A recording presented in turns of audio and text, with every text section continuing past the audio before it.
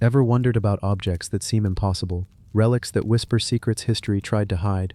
Welcome to Unearthed Secrets, where we uncover the world's most mysterious artifacts, from swords that sang to the moon, to cloaks that wove the horizon. Today we explore the incredible and unexplained. Before we start, please hit subscribe, give a like, and tell us where and what time you're watching from. The lantern that never found darkness. It begins, as so many stories of old objects do, with something simple.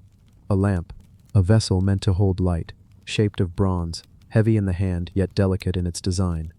Found not in a palace room still glowing with the echoes of voices, nor in a marketplace alive with footsteps, but deep within the soil, waiting centuries before its flame could be imagined again.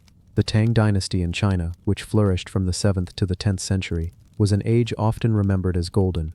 Poetry flourished, trade stretched like threads of silk across mountains and deserts, and artisans poured their vision into works that were meant not just to be used but to endure.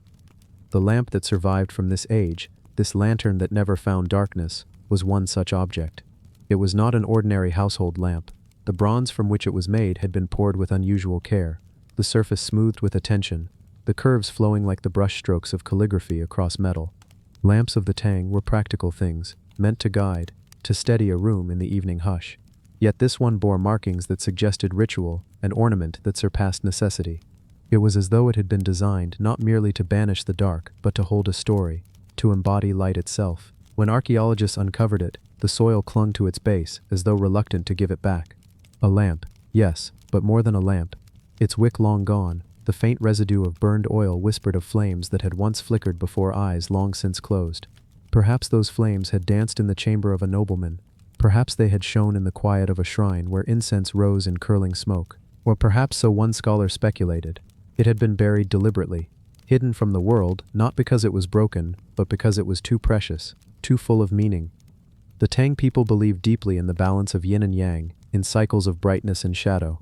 To possess a lamp that was never meant to find darkness was to grasp at the eternal, to suggest that light, once sparked, might never fade. The bronze lamp carried symbols etched into its surface, stylized clouds, winding dragons, the curling tails of phoenixes. These were not casual decorations, they were images of renewal, of heaven's favor, of life that continues even as kingdoms fall.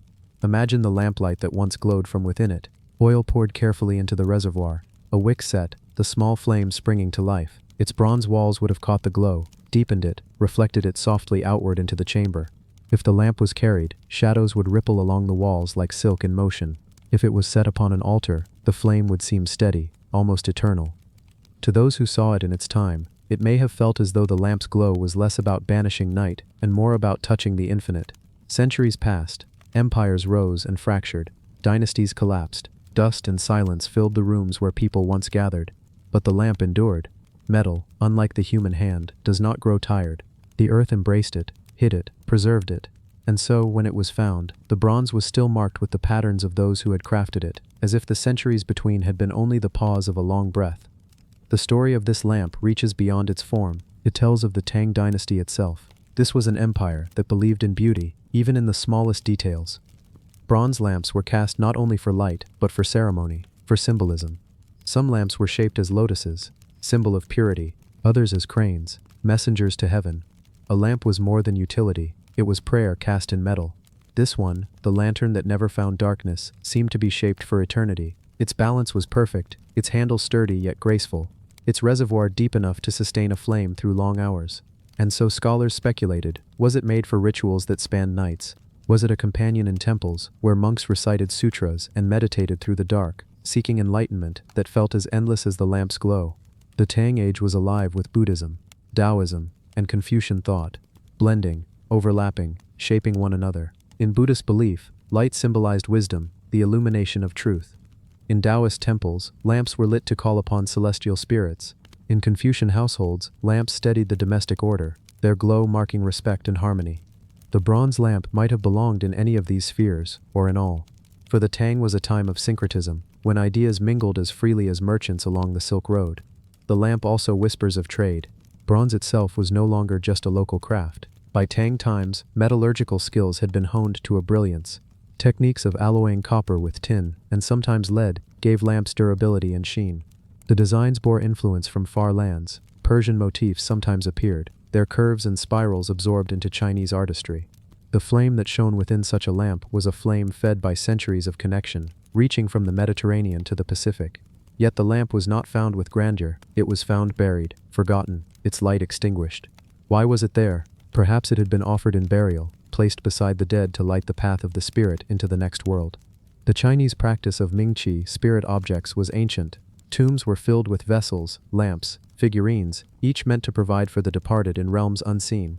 If the lamp was meant to glow in eternity, then even buried in silence, it had fulfilled its role. But the lamp also unsettles, for to call it the lantern that never found darkness is to hint at a paradox. For centuries, it knew nothing but dark. Its flame was gone, its wick crumbled. It slept under Earth's weight. And yet, when unearthed, it still seemed alive, still seemed to carry a memory of light. Perhaps that is why it fascinates us now, because objects like people can endure silence and yet carry a presence that feels as though it has never been lost. Scholars who handled it spoke of the smoothness of its casting, the way the surface had resisted corrosion, as though even the soil had respected its purpose. The shape was sturdy, but the decoration delicate, a balance of utility and reverence. Some thought it might have been made for an imperial household.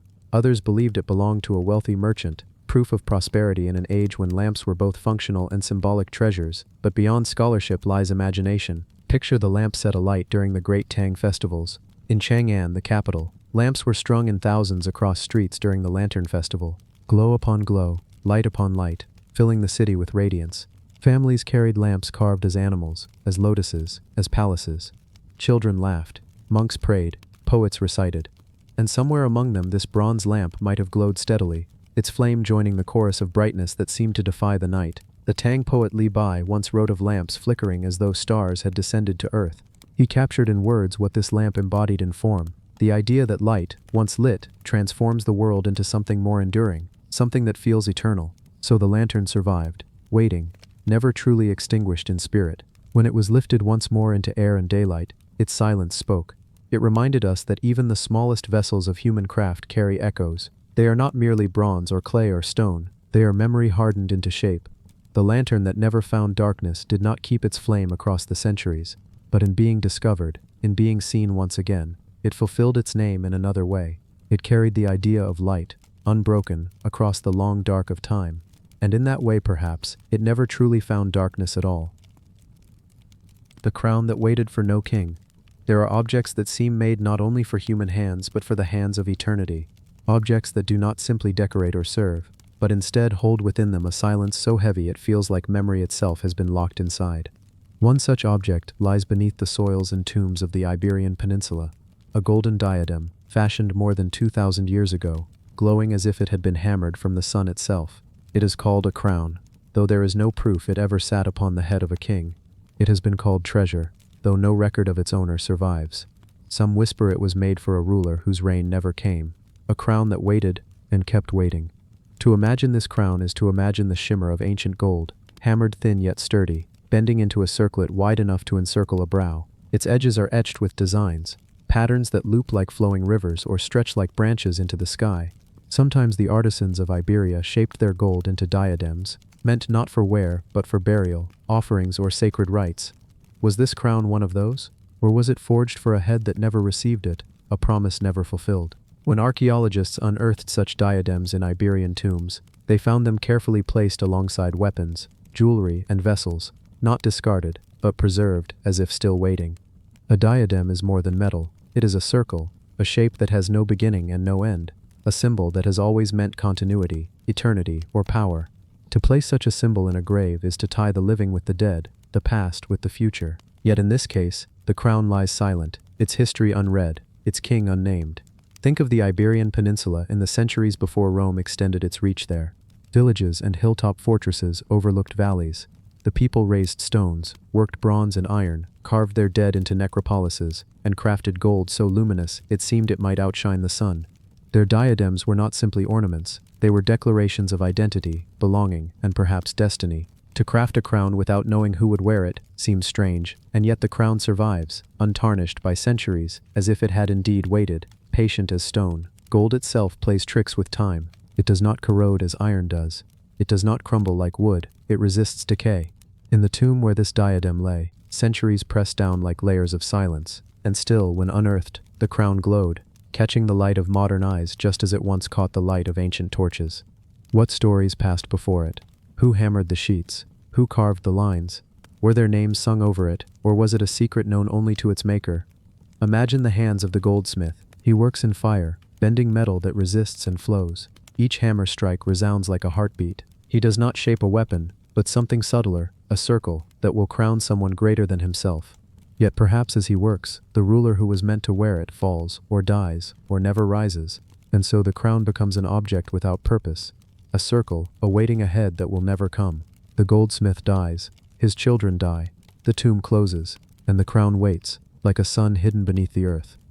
What does it mean for a crown to be denied its king? Crowns are symbols of authority, only when worn. Without a head, a crown is no more than metal, beautiful but mute. Yet perhaps it is not mute at all. Perhaps its silence is the story. It tells us of power, imagined but not realized, of kingdoms dreamt but not founded. The Iberian world was a tapestry of tribes, federations, and cultures, not all of them unified. The Romans called them Celtiberians, Turdetani, Lusitanians, and many more. Each group carried its own traditions, yet all left behind golden treasures that feel connected by a quiet thread, wealth turned into ritual, beauty turned into memory. Archaeologists have found several diadems in Iberia, sometimes in pairs, sometimes folded as if to mark the end of their use. But the diadem that waited for no king seems different.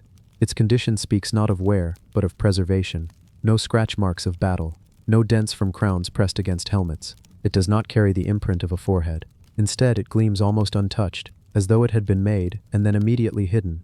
Was this intentional? Was the crown sacrificed, offered to gods of sun and earth, in exchange for protection? Was it meant to serve the dead in their journey, not the living in their rule? The Iberians revered cycles, life and death, war and peace, day and night. Their symbols often intertwined serpents, spirals, and circular motifs. A crown fits this worldview. It is not just jewelry, it is a declaration of the eternal. If placed in the earth without ever crowning a king, perhaps it symbolized a kingdom not of men but of spirits, a rule not of flesh but of memory. Some archaeologists argue that crowns in graves represented not kingship but the passage to the afterlife. The diadem may have crowned the dead, not the living, binding them into eternity. Yet there is still something haunting about the thought of a crown without a king. Did a ruler die before their coronation? Was the crown buried in grief, in silence, as a symbol of what might have been? Or did the people reject kingship altogether, burying the crown to keep power from ever solidifying in a single head? In this possibility, the crown becomes not a relic of monarchy, but a declaration against it, a crown for no one, a crown that waited, and would forever wait. Hold in your mind the image of the excavation, soil brushed away, stone pried apart, and then, the glint of gold. The archaeologists lean closer. Their lamps catch the edge of the circlet. They lift it carefully, and for the first time in millennia, the crown meets light again. Did the earth sigh as it was lifted? Did the air stir? In that moment, the crown was unburied, yet it was still without a king. Placed in a museum or vault, it rests behind glass, admired but unworn. It remains, as it has always been, a crown denied. There is a loneliness to objects like this, a sword that never fought, a bell that never rang, a crown that never crowned. They are filled not with use, but with silence, and silence can feel heavier than sound. The crown that waited for no king carries the weight of an untold story, a life that was never lived. It gleams in gold, yet it tells us more about absence than presence. It is a monument to waiting itself. The Iberian Peninsula is full of such mysteries. Tombs with warriors whose names are lost, jewelry whose wearers we will never know, stones carved with symbols we cannot fully read, and yet the crown stands apart. It embodies the idea of potential, the might of a king that never was. Perhaps that is why it still speaks to us, though without words. It reminds us that history is not only the tale of what happened, but of what never came to pass. Forgotten kings, unborn dynasties, silent thrones, and so the crown remains, beautiful, untarnished, unclaimed, a loop of gold hammered into eternity, waiting for a king who will never come. The sword that sang to the moon, the night in the ancient hills of Scylla, stretched like a soft, dark blanket over the quiet valleys. The air was cool, carrying the faint scent of pine and earth, the kind of gentle, pervasive fragrance that made one feel as if the world itself were breathing slowly, deliberately, in a rhythm meant for rest. Up on the small plateau near the village of Gyeongju, where the stones of old temples whispered forgotten prayers to the wind, a sword lay in the grass. It was no ordinary blade, no mere instrument of war or ceremony.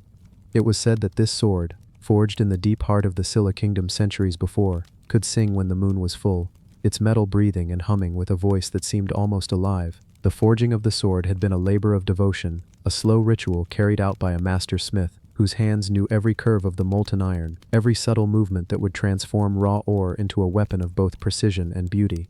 He had worked by the light of a single lamp, the shadows of his forge dancing across the walls, watching as he hammered rhythmically, each strike echoing like a heartbeat through the stone chamber. The iron had come from the mountains, rare and heavy, its surface rough and unyielding. The smith had whispered prayers to the ancestors as he shaped the blade, hoping to give it a spirit that could endure through time, that could hold more than just steel and strength. Legends say that the sword was completed on a night when the moon hung low, almost crimson in its descent, spilling its silver light across the forested hills. When the final hammer fell, the sword let out a sound, not the clang of iron, but a low, melodic hum, vibrating faintly in the air like the murmur of the wind through bamboo groves. The smith knelt, feeling the resonance through his chest, his eyes wide with awe, and he knew then that this blade was unlike any other.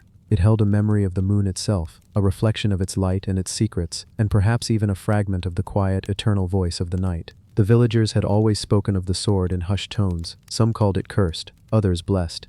Stories traveled along the narrow mountain paths from one generation to the next, carried by travelers, by wandering monks, by those who had glimpsed its silver edge under the light of the moon. They said that when it sang, the air itself seemed to shimmer. Streams would pause in their courses, animals would hush, and even the wind would soften, as if the world held its breath to listen. There was no melody in the way humans think of melody, no rhythm to mark time. It was a pure, quiet song, like the echo of a far-off memory, old as the stones of the mountains, old as the first rain on the hills. It is said that the first warrior to wield the sword discovered its voice by accident. He had carried it into battle, iron glinting in the sun, and when night fell, he rested beside a stream under the light of the full moon. The water lapped softly at the banks, the smell of moss and mud heavy in the cool air. He laid the sword across his knees, and as the moon rose higher, the blade hummed. He could feel it through his fingers, a vibration that reached his bones, and in that vibration he felt something he could not name, an understanding, perhaps, of the quiet movements of the world, of the delicate balance of life and death. He closed his eyes, letting the song fill him, and for the first time, he understood why the sword had been forged with such care, why the smith had whispered prayers to the ancestors with every strike. Over the centuries, the sword passed through hands, both revered and forgotten. Kings and generals sought it, drawn by tales of its voice, but it rarely stayed with anyone for long. The sword seemed to choose its own path, lying hidden in temple ruins, buried beneath centuries of leaves, or hanging quietly in the shadowed halls of abandoned palaces. It was patient, silent, and yet always present, waiting for the moments when the moon was right, when the world had quieted enough for it to sing again. The sound of the sword was not loud. It did not carry across valleys, or announce itself with trumpets. Instead, it was subtle, like the softest whisper of wind through tall grass. Some who heard it described the experience as dreamlike. They would stand, still as statues, feeling the vibration in their chests, watching the moonlight reflect on the steel. Sometimes they would see visions, fragments of distant landscapes, of faces long gone, of battles and festivals and quiet village nights. It was as if the sword remembered the world that had passed, storing its memories in the iron itself, and singing them gently to anyone patient enough to listen. Monks in secluded temples revered the sword as more than a weapon. They treated it as a relic of the spiritual world, a conduit to the quiet wisdom of the ancestors. In meditation halls lit by the faint glow of oil lamps, they would place the blade before them, eyes closed, feeling the faint tremor of its song through the wooden floors. The vibrations mingled with the soft chanting of prayers, with the distant rustle of the forest outside, creating a symphony of calm, delicate, and timeless. Some claimed that the sword could even guide dreams, leading the mind gently through landscapes of memory and imagination, so that sleep itself became a journey into a deeper understanding of life and history. It was not a sword that fought for glory. When wielded in combat, it moved with extraordinary precision, but it did not thirst for blood. Warriors who carried it spoke of a strange feeling. The sword seemed to hesitate before striking, as if considering the weight of every action, the consequences of every blow. It was a tool of protection and balance, not destruction, and many who tried to harness its power for conquest found themselves unprepared for the subtle intelligence embedded in the iron. The crafting techniques of the Scylla smiths were already extraordinary, but this sword carried something more, something almost beyond comprehension. The iron itself was folded countless times, hammered and reheated, a process that strengthened it beyond normal limits, and imbued it with a resonance unique among weapons. Some say that the smith had added traces of meteorite metal, fallen from the sky in silent brilliance. and that these fragments carried the echoes of distant stars into the sword. Others suggest that the moon itself had been invoked during the forging ritual, its light reflected in sacred bowls of water and poured over the glowing metal, blessing it with the rhythm of tides, of cycles, of endless turning nights. Even now, hidden in a quiet corner of an old palace museum, the sword waits. Behind glass, under soft lighting meant to preserve its surface, it rests silently, yet those who approach it carefully can sometimes feel it. There is a subtle vibration in the air, a pull toward attention, a sense that the world is holding its breath in reverence. On nights when the moon is full, some visitors claim they can hear it, faintly, almost impossibly, singing across the distance of centuries. They do not speak of it loudly, they simply stand and listen, letting the quiet music of iron and moonlight seep into their bones. There are nights when the sword seems to dream, perhaps it remembers its forging, the long hours of the master smith's solitary labor. Perhaps it recalls the warrior who first felt its song, kneeling beside a stream, letting the moonlight and the vibration guide his understanding. Perhaps it dreams of battles it did not fight, of victories it did not seek, of the quiet villages where it rested in shadow, cradled by the earth itself. And when the sword dreams, the world feels softer, slower, more deliberate, as if time itself pauses to listen.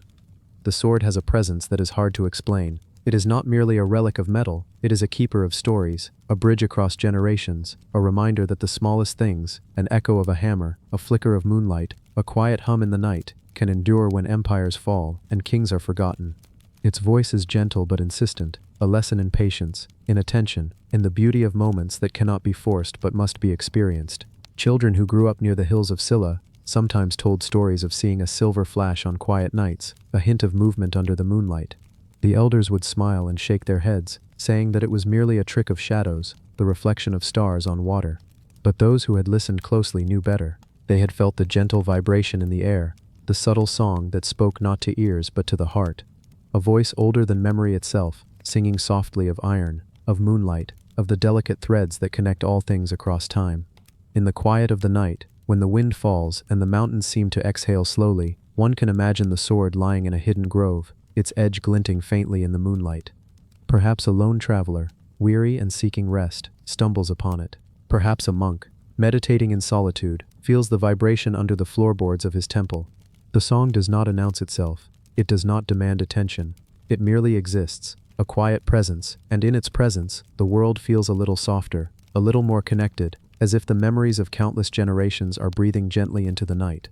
The beauty of the sword is in its patience. It does not rush. It does not need to. For centuries it has waited for the perfect moments, the perfect listeners, the nights when the moon is just right, and the world is still enough to hear its subtle, timeless song. And in these moments the sword becomes more than metal. It becomes a story, a memory, a fragment of something greater. A gentle reminder that even the smallest, quietest things can carry profound meaning. And so it remains, resting silently, waiting for the next full moon, the next patient listener, the next quiet night. It sings only for those who are still enough to hear, for those who allow themselves to drift into the gentle rhythm of its song, for those willing to follow the echo of iron and moonlight into a dreamscape of history, memory, and quiet, enduring beauty. The sword is not just a weapon, nor a relic, nor a piece of history. It is a living echo, a memory crystallized in iron, a song carried softly across centuries. And in its presence, if one is patient, if one listens without expectation, the world itself seems to slow, to soften, to remember the quiet, enduring rhythm that has always been there, waiting to be heard. The Scylla kingdom itself is gone, its cities crumbled, its kings dust and memory. Yet the sword endures, a thread connecting past and present, a bridge between human hands and the quiet music of the world. On nights when the moon is full and the world is calm, it hums, as it always has, carrying stories, memories, and secrets that will outlast every empire, every dynasty, every fleeting human life. And so, under the cool light of a patient moon, the sword waits. Its song drifts softly across the grass, over the hills, into the valleys. A reminder of the quiet power of patience, of the enduring beauty of memory, of the subtle, timeless rhythm of the world itself.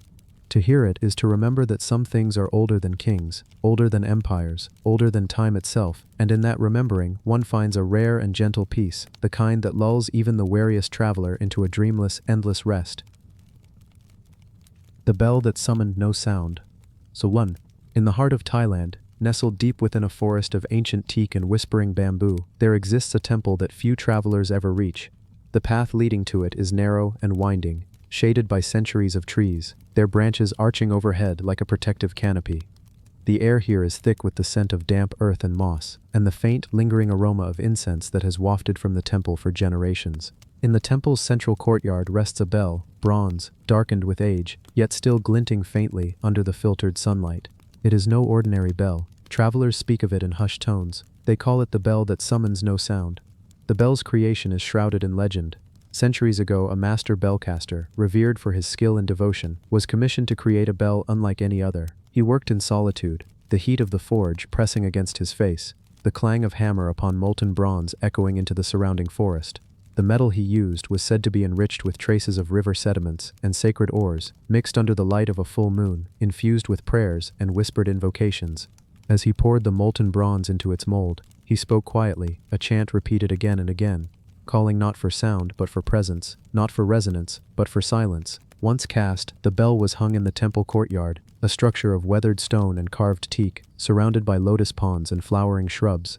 Visitors immediately sensed its unusual nature. When struck, it produced no ordinary clang, no ringing that would echo across the hills. Instead, it radiated something subtler, something intangible, a vibration, a sense of stillness. A gentle hum felt only within the chest, not in the ears. Monks who lived in the temple for decades claimed that the bell spoke not in sound, but in presence.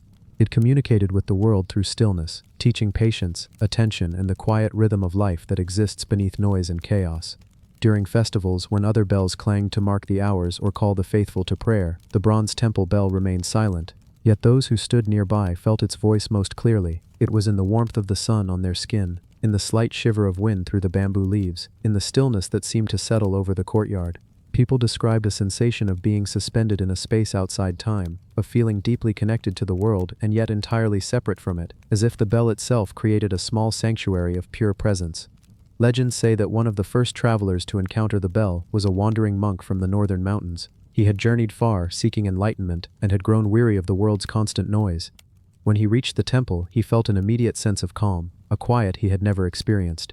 He struck the bell gently, expecting a loud ring, and was surprised by the absence of sound. Yet he did not feel disappointment. Instead, he felt a deep, resonant vibration within his body, a communication that bypassed the ears and spoke directly to the heart. He knelt, closed his eyes, and allowed the silence to envelop him. In that moment, he understood that the bell had been forged not to announce itself, but to teach the subtler lessons of patience, presence, and mindfulness. Over the centuries, the bell became an object of quiet reverence.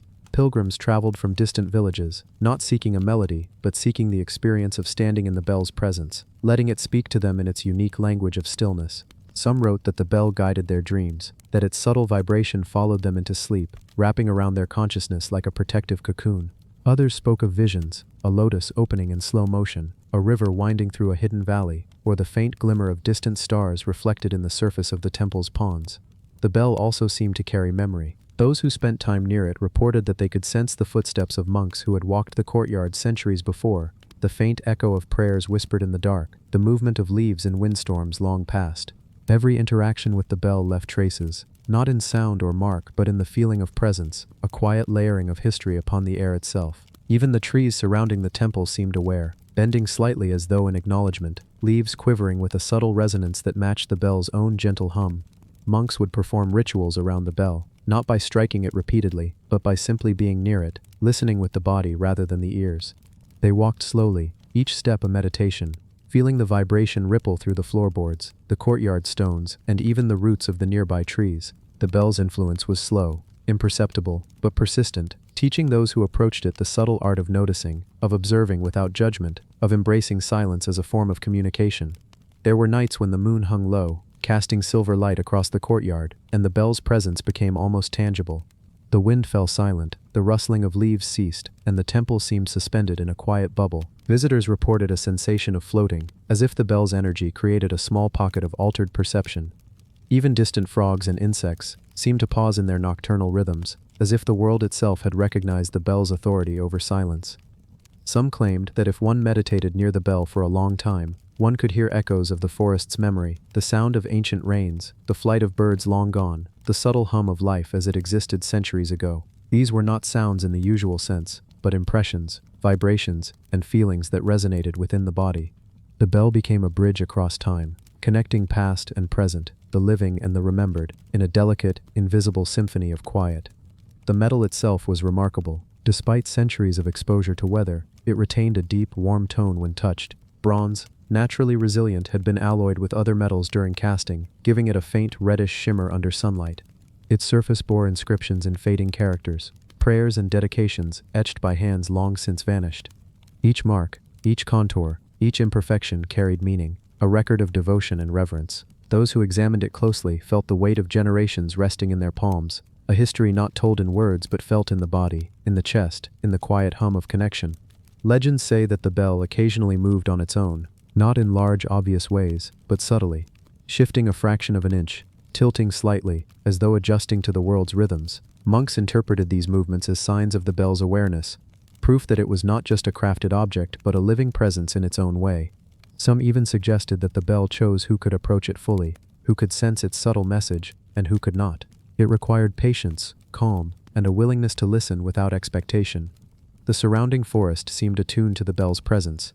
Trees grew straighter near the courtyard, their roots forming natural mosaics across the temple grounds. Water in the ponds reflected the bell with uncanny clarity, undisturbed by wind or animal. Birds seemed to linger nearby, their songs softer and slower, and even during storms the area around the bell felt strangely protected, insulated by some invisible force, as though the bell's quietude extended into the environment itself. Travelers who spent nights near the bell often described extraordinary dreams. They would fall asleep on mats in the courtyard, lulled not by wind or rain, but by a deep, pervasive sense of calm. Dreams unfolded slowly, scenes morphing in deliberate patterns.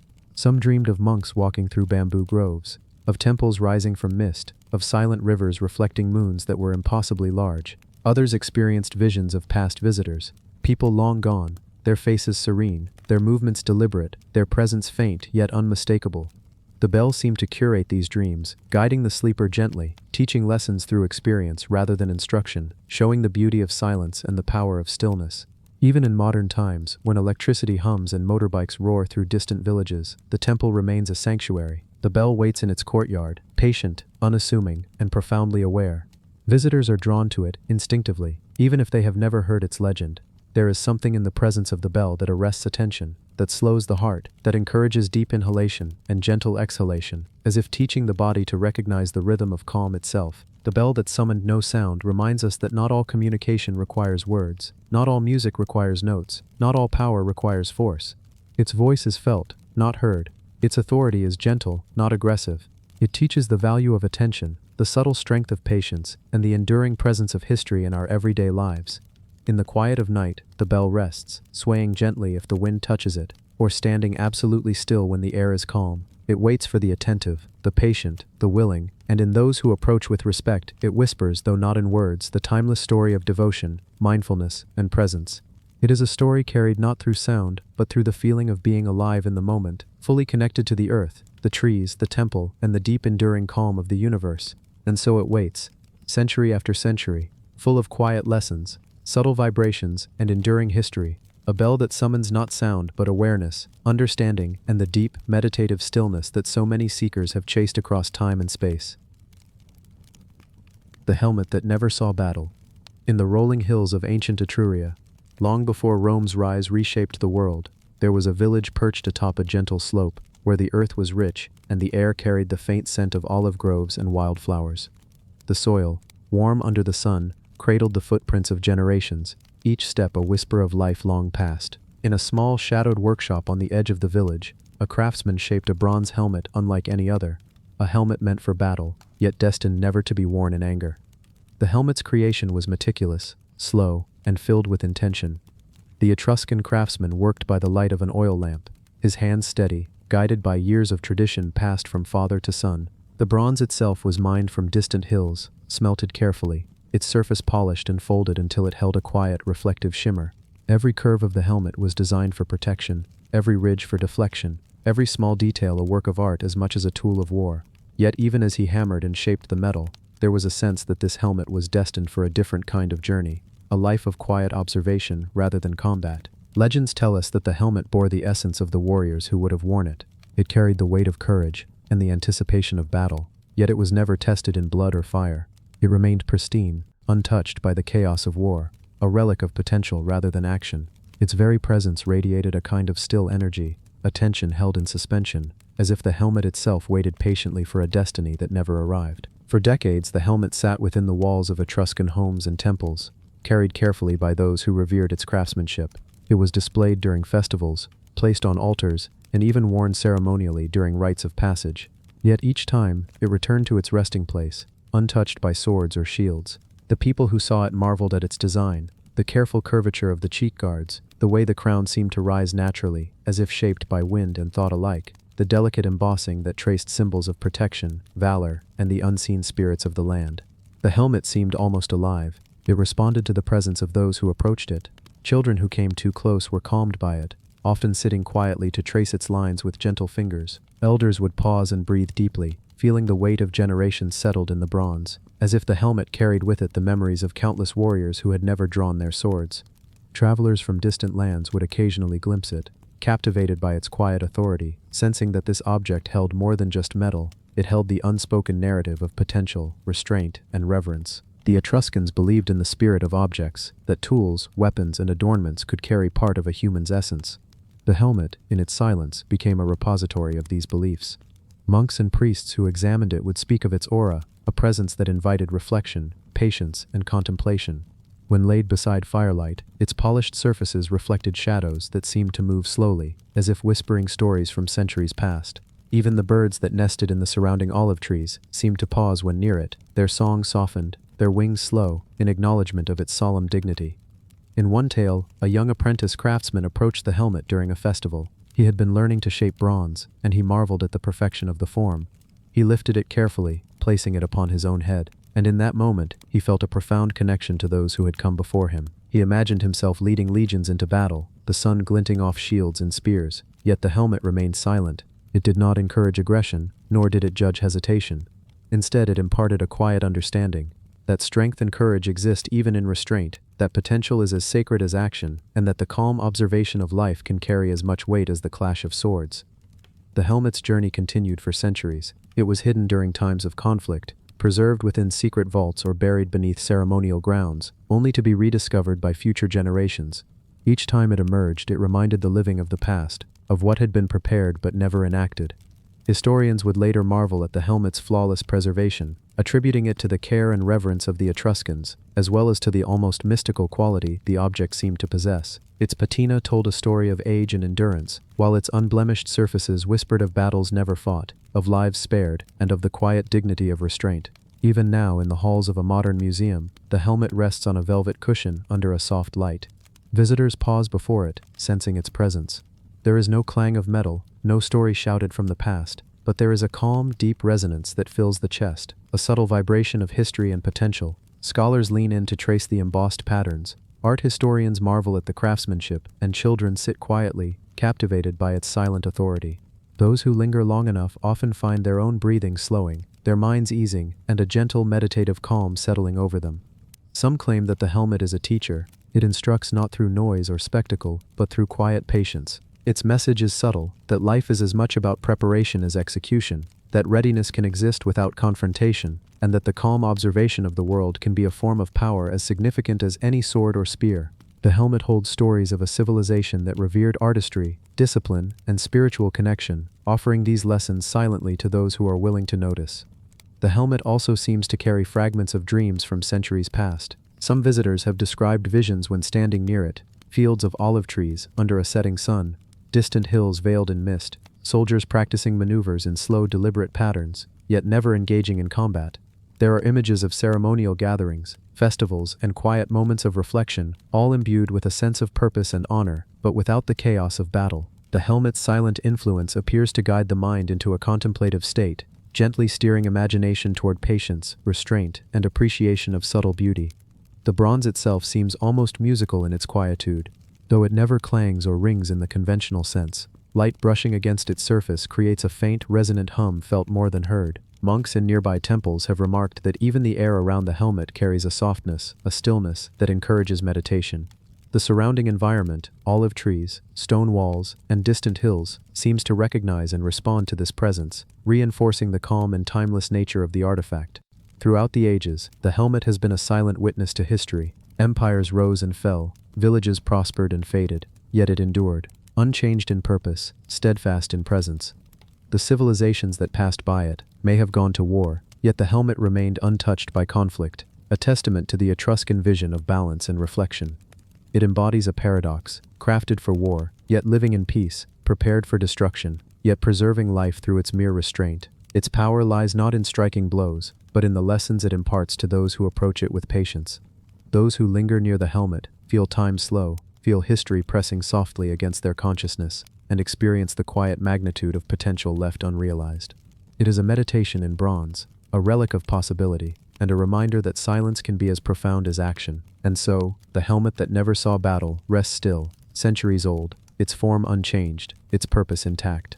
It continues to speak without words, to teach without instructions, and to remind all who encounter it that true strength may reside in patience, that wisdom may reside in restraint, and that sometimes the most powerful legacy is one that never needed to be proven through the clash of steel or the fury of battle. Beneath the soft light of a museum display, or the filtered sun of an Italian afternoon, the helmet continues its silent vigilance. It invites attention, calm, and reflection. It offers a quiet sanctuary in a world often loud and hurried. And in its stillness, it carries the enduring story of a people who understood that the truest battles are not always fought on fields, but within the heart, guided by patience, mindfulness, and the enduring power of restraint. Silver drinking cup in shape of fist. In a quiet corner of a dimly lit hall, nestled among treasures of silver, bronze, and gold, there rests a drinking cup unlike any other. It is not large, nor ostentatious, but it carries a presence so distinct that those who approach it immediately sense something unusual. The cup is shaped not like a simple vessel or chalice, but in the form of a human fist, clenched and solid, as if frozen in a moment of tension, yet softened by the touch of an artist's hand. It is made of silver, its surface polished so finely that it catches the light in a slow, deliberate shimmer, reflecting soft glimmers across the wooden table it rests upon. The creation of this cup was not born of necessity, nor simple decoration. It was an object of ceremony, a vessel of meaning, carefully crafted in a time when artistry, symbolism, and daily life intertwined seamlessly. The silversmith who forged it worked for weeks, hammering and shaping the metal, coaxing it into the contours of knuckles, veins, and subtle creases that gave the fist its lifelike appearance. He polished each surface until it gleamed, aware that this cup would carry not just liquid but ideas, status, and perhaps even a fragment of the human spirit. Legends whisper that this cup was designed for a noble, a person of importance who understood the language of objects.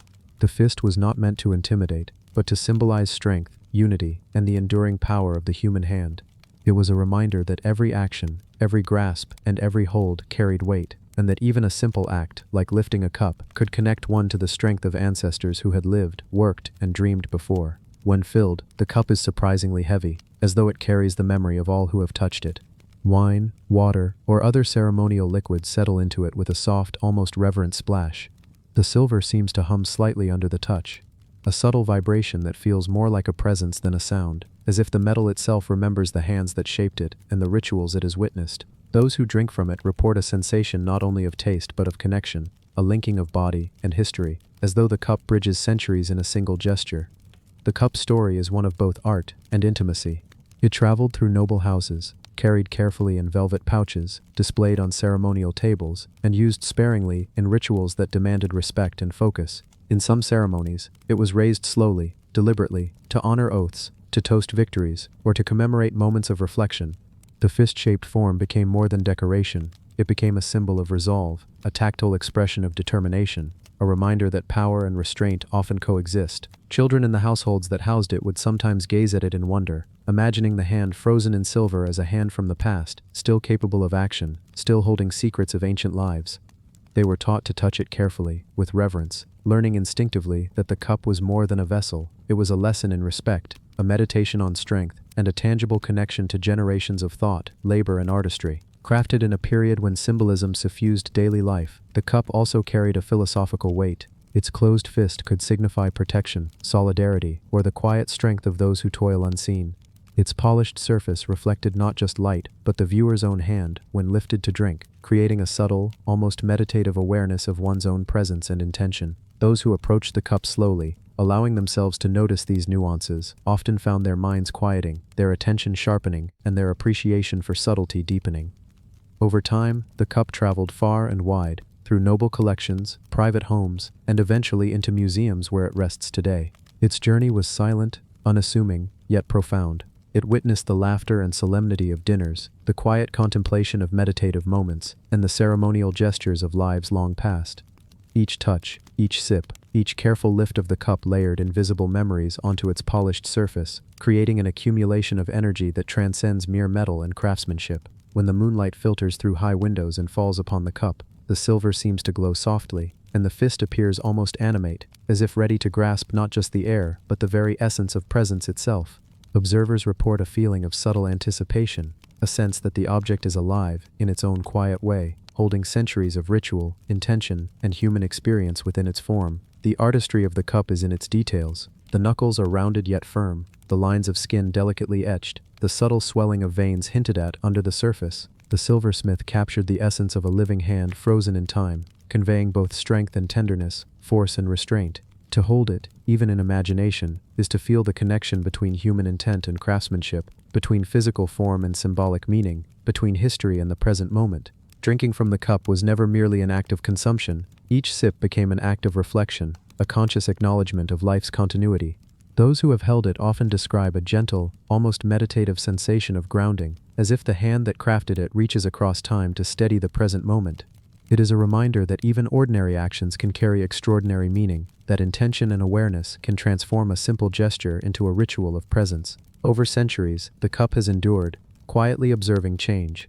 Dynasties rose and fell, homes were abandoned, and societies transformed, yet the cup remained intact. Its silver retains a subtle warmth under human touch, and its form continues to draw admiration. Scholars and visitors alike often find themselves lingering, not rushing, as if the cup's presence gently insists on careful attention, slowing the mind, and fostering a quiet, reflective calm. In its stillness, the cup speaks to the quiet aspects of life that are often overlooked: patience, mindfulness, and the subtle power of intention. The act of holding it, lifting it, or imagining its shape encourages the kind of deep attention that transforms ordinary moments into meditative experience. It is a reminder that history is not always loud, that influence does not always manifest in violence or spectacle, and that objects shaped with care can communicate truths across generations in ways words cannot fully capture.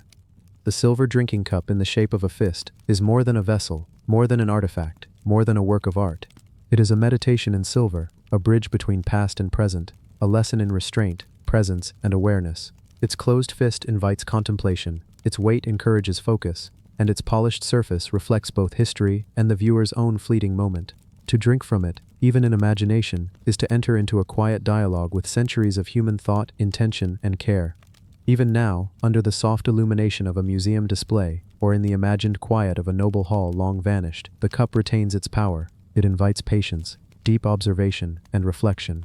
It reminds all who encounter it that true strength can exist in stillness, that history can speak without words, and that the smallest, quietest gestures, like lifting a cup, like holding attention, like observing a crafted hand, can carry the weight of time itself.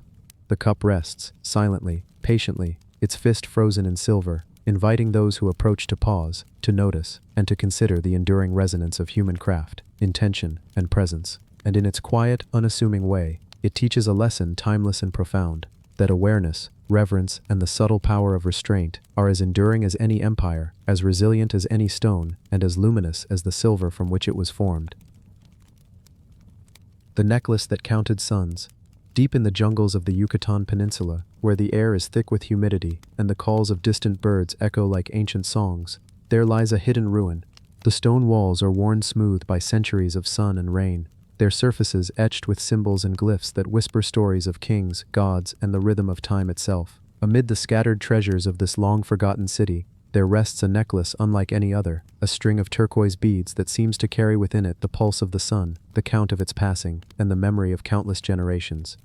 The necklace that counted suns was created by the Maya, masters of astronomy, mathematics, and ritual, whose lives were inextricably intertwined with the cycles of the heavens. Each bead was selected for its color, its clarity, and the subtle shimmer that mirrored the sky itself. Some were bright like morning sunlight reflecting off water, others deep like the calm of twilight. The necklace was strung with care, each bead separated by tiny knots of cord, forming a pattern that encoded a calendar of sorts, a way to mark days, seasons, and celestial events. Legends say that the necklace was worn by a priest, or perhaps a noble, who was entrusted with observing the movements of the sun, moon, and stars. It was a tool and a talisman, a piece of artistry and devotion.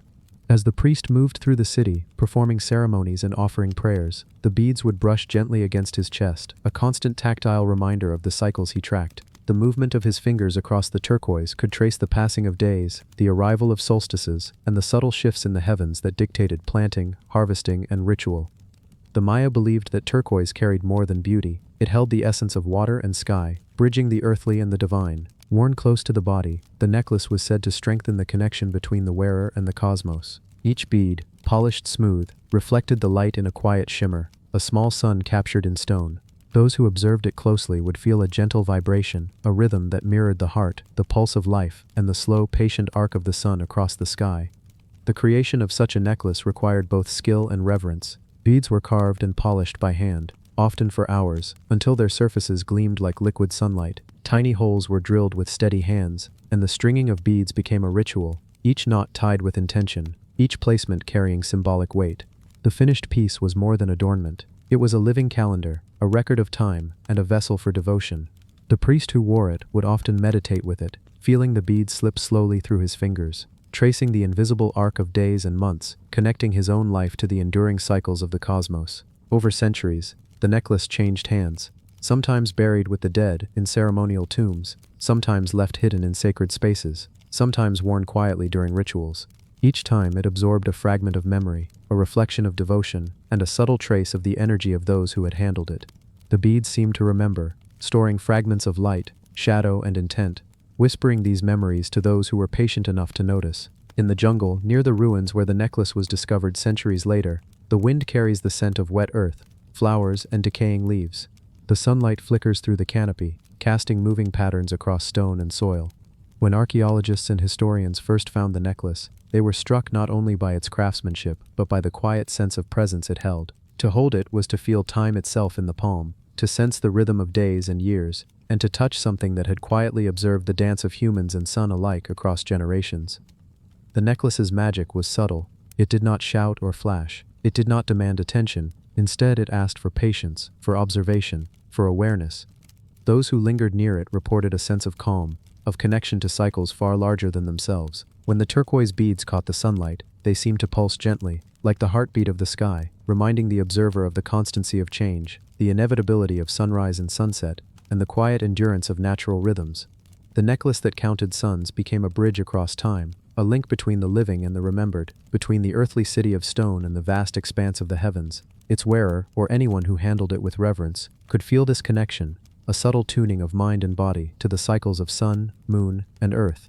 It was a meditation, a talisman, and a teacher, all at once, inviting patience, mindfulness, and a deep appreciation for the flow of time. Even today, when it rests in a museum or a carefully preserved collection, the necklace retains its quiet presence. Visitors feel drawn to it, their hands hovering above the beads, their attention slowing. They imagine the priest in the ancient city, the sunlight on his face, the rhythm of beads moving through his fingers as he traced the paths of stars and suns. The turquoise reflects light slowly, deliberately, echoing the patient sweep of the sky, and in that reflection, one can feel the pulse of centuries passing in silence. The necklace also tells of human devotion to understanding the cosmos, of the blending of art and science, of the reverence for patterns that shape life and survival. It is a reminder that even objects of beauty can carry profound practical meaning, and that even the smallest bead, polished and worn, can serve as a conduit for memory, observation, and meditation. Some who meditate with the necklace describe visions, vast fields bathed in sunlight, forests of stone temples, ceremonial gatherings under open skies, and endless horizons where the sun rises and sets in patient repetition. Each bead becomes a focus, a point of reflection, a fragment of time held in the hand. In these moments, the past and present converge, the rhythm of days aligns with the pulse of life, and one feels the quiet wonder of the Maya's understanding of the universe. The necklace that counted suns is more than turquoise and cord. It is a meditation in material form, a story of devotion and observation, a record of celestial cycles that endures silently across centuries. It teaches patience, mindfulness, and the subtle power of connecting with rhythms larger than oneself. Each bead holds light and shadow, memory and intention, inviting those who approach it to slow their breathing, soften their attention, and enter into the quiet, reflective awareness that the Maya cultivated in their temples and cities. In the calm of the present day, when the world is noisy and hurried, the necklace offers a gentle lesson. To hold it, to observe it, even in imagination, is to feel the passage of time in a deliberate, mindful way. It reminds us that life is a series of cycles, that observation is a form of wisdom, and that even small beautiful objects can carry the weight of centuries, the rhythm of the cosmos and the quiet pulse of suns counted long before we were born. And so the necklace that counted suns rests, patiently, quietly, each bead a sun in miniature, each knot a mark of devotion, each shimmer of turquoise a reminder that time, light, and human intention are deeply intertwined. Those who approach it with reverence may feel a sense of connection to the past, to the heavens, and to the subtle, enduring rhythms of the universe. It is a necklace that carries history, art, science, and meditation in a single string of turquoise, whispering softly across the centuries, inviting patience, reflection, and the gentle awareness of life's enduring patterns. The king who never ruled.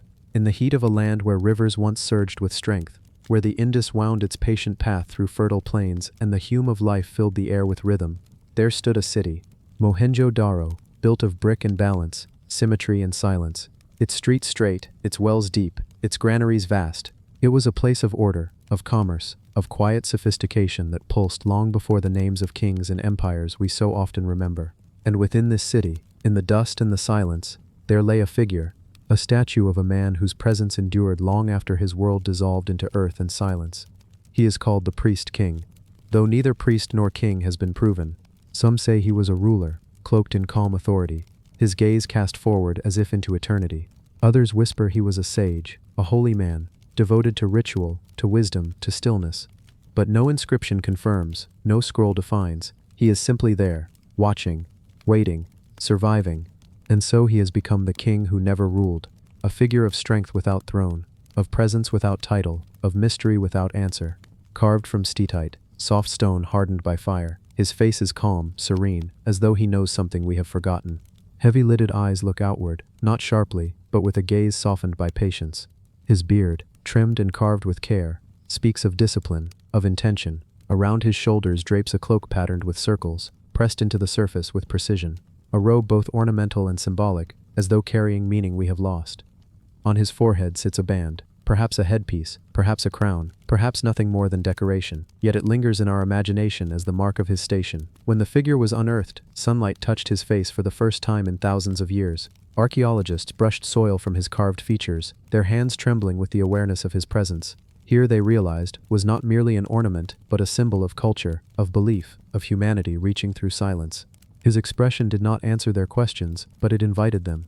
Who was he? What role did he serve? Why was he immortalized when the Indus left so little else in its own words? He sits no higher than 17 centimeters, yet in him is the weight of an empire. Small, portable, and fragile, yet mighty in presence. His figure dominates the imagination.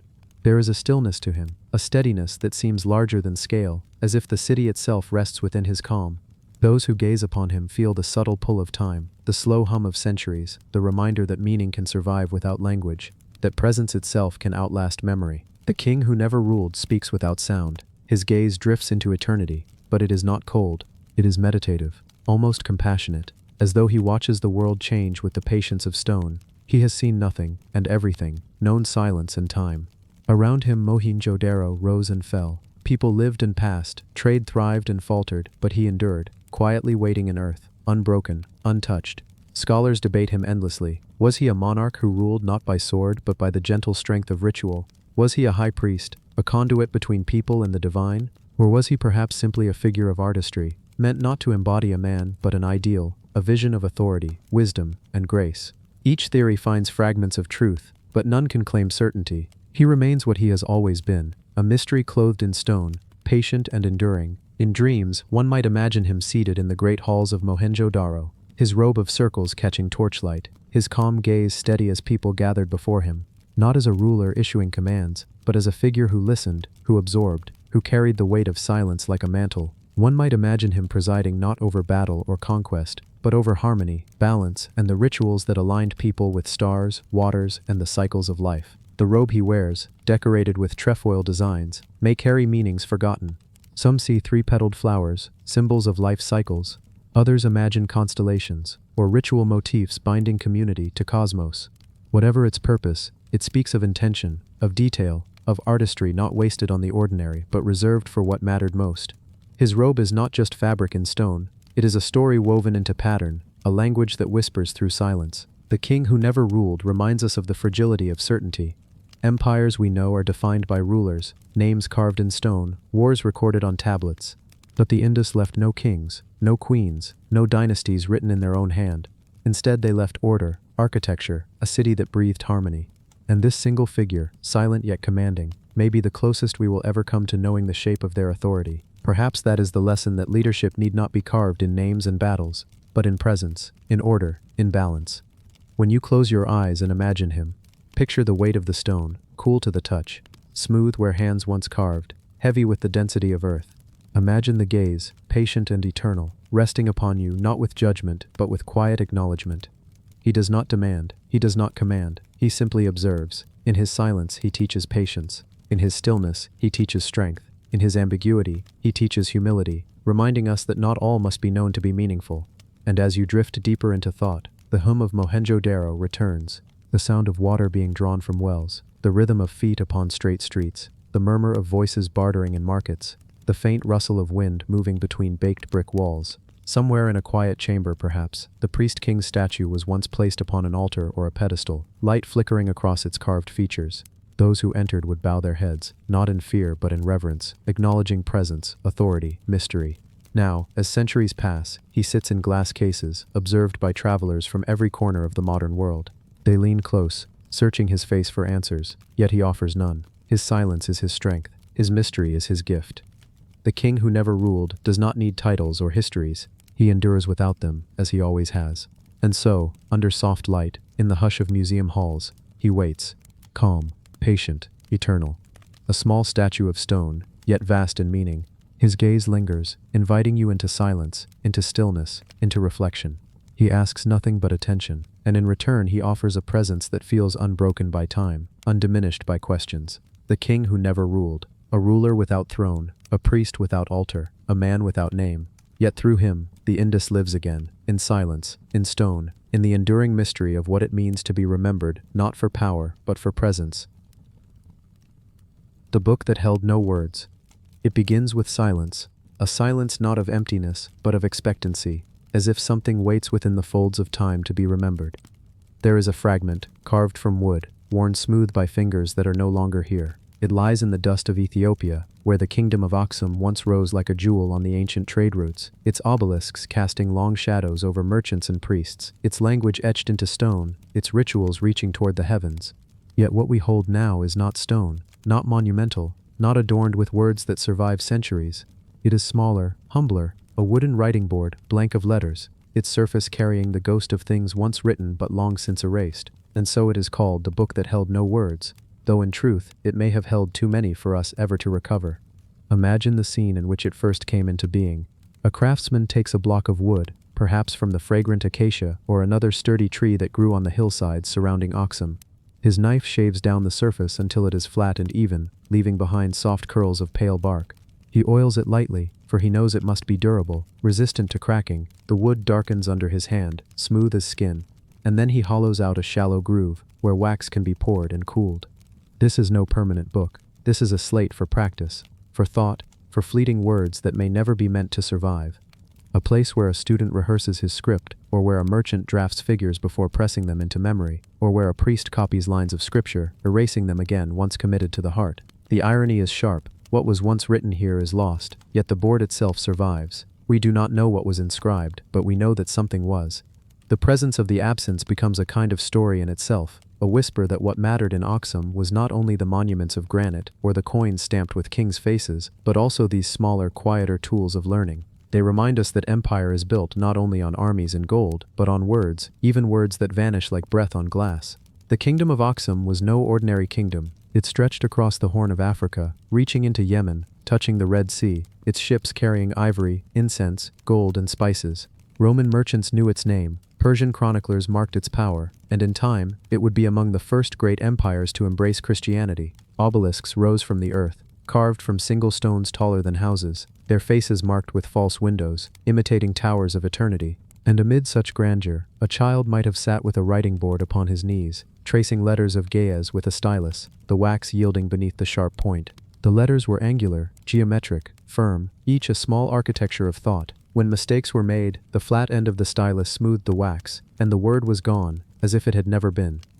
The book that held no words, then, is a paradox of preservation. We have the vessel but not the water, the stage but not the play.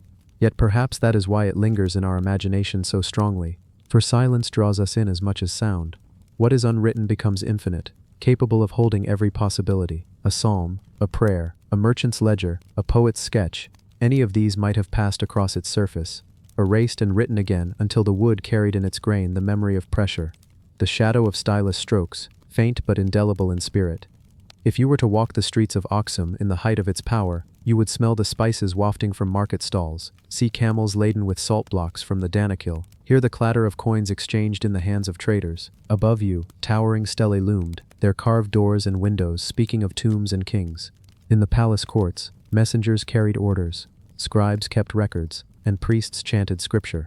And somewhere, in a schoolhouse or monastery, a row of boys leaned over their wooden boards, lips moving silently as they copied letters again and again. The sound was not of permanence but of learning, stylus scraping against wax, then the swift smoothing when error was found, a book that held no words, because the words were never meant to stay. Yet the act itself was sacred.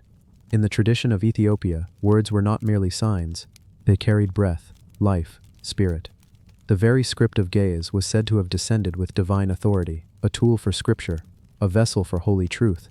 To train upon a wax board was to begin a journey toward wielding sacred language. The student's hand faltered, but in time grew steady. The stylus that first stuttered in uncertain lines learned to flow. The blankness was never failure, it was practice, preparation, the silence before the hymn. We may picture the board now, unearthed by archaeologists centuries later. Its surface, worn smooth, no longer bears the wax. The groove still shows where wax once lay, and the edges hold faint marks of handling. It is unadorned, plain, almost disappointingly so, until one realizes the story it tells. For it is rare that the humble tools of daily life survive the centuries. Stone temples endure, coins resist decay, pottery shards lie waiting in the ground, but wood usually returns to earth, succumbs to insects and rot. That this board remains is itself a small miracle. It reminds us of all the other boards that did not survive, the millions of erased words that vanished utterly, and the lives that carried them. It is tempting to imagine the last time it was used. Perhaps it belonged to a young scholar in a monastery, high in the Ethiopian highlands. He practiced daily, copying scripture from the Psalms of David, tracing each character with diligence. His master watched, correcting him, encouraging him. When he grew older, he no longer needed the board, for he could write upon parchment with ink. The board was set aside, left in a corner, forgotten. Dust gathered, centuries passed, the monastery crumbled, but the board endured, its silence waiting. Or perhaps it belonged to a merchant who needed to calculate the value of ivory tusks against Roman coins. He wrote numbers in the wax, added, subtracted, smoothed them away, then began again. He carried it with him as he traveled the trade routes from Adulis by the sea to the inland capital. He needed no parchment for such calculations. Parchment was costly, ink expensive. The board was sufficient, practical, efficient. When he died, his possessions scattered, and the board ended up buried beneath earth, awaiting rediscovery. Whatever the truth, it is lost. And yet the silence of the board tells us much. It tells us that learning was alive in Oxum, that literacy mattered, that words were practiced, erased, practiced again. It tells us that even in a world of monuments, tools of education had a place. It tells us that what is forgotten can still be remembered through the objects left behind. There is a beauty in this, a kind of humility that contrasts with the grand narratives of empire. For we often think of Oxum in terms of its might, its fleets upon the Red Sea, its gold coins bearing the cross after conversion, its towering stelae piercing the sky. But the wooden writing board speaks of quieter things. It speaks of a child bent over his task, a teacher guiding his hand, a mind growing sharper with each erased mistake. It speaks of learning not as grandeur, but as repetition, patience, discipline. It reminds us that behind every monument were countless unknown hands, trained on such boards, guided by such tools. And perhaps this is why it resonates across time. For we too practice upon our own silent boards, drafting words upon screens, erasing, rewriting, shaping thought. Our words may be stored differently, but the process of trial and error remains. The wax board of Oxum is our ancestor in silence, a reminder that learning is always written first upon a surface that can be erased. The permanence comes later, when thought is ready. The book that held no words becomes in this way, a symbol not of absence but of potential. It held every word that might have been written, every thought that might have been tested, every error corrected. It was a vessel of becoming, and though we cannot read its lost inscriptions, we can feel the weight of what they meant. The beginnings of literacy, the shaping of faith. the calculations of trade, the whispers of empire. Even now, if you close your eyes, you can almost hear it, the faint scrape of stylus on wax, the pause of breath, the soft smoothing as an error is erased.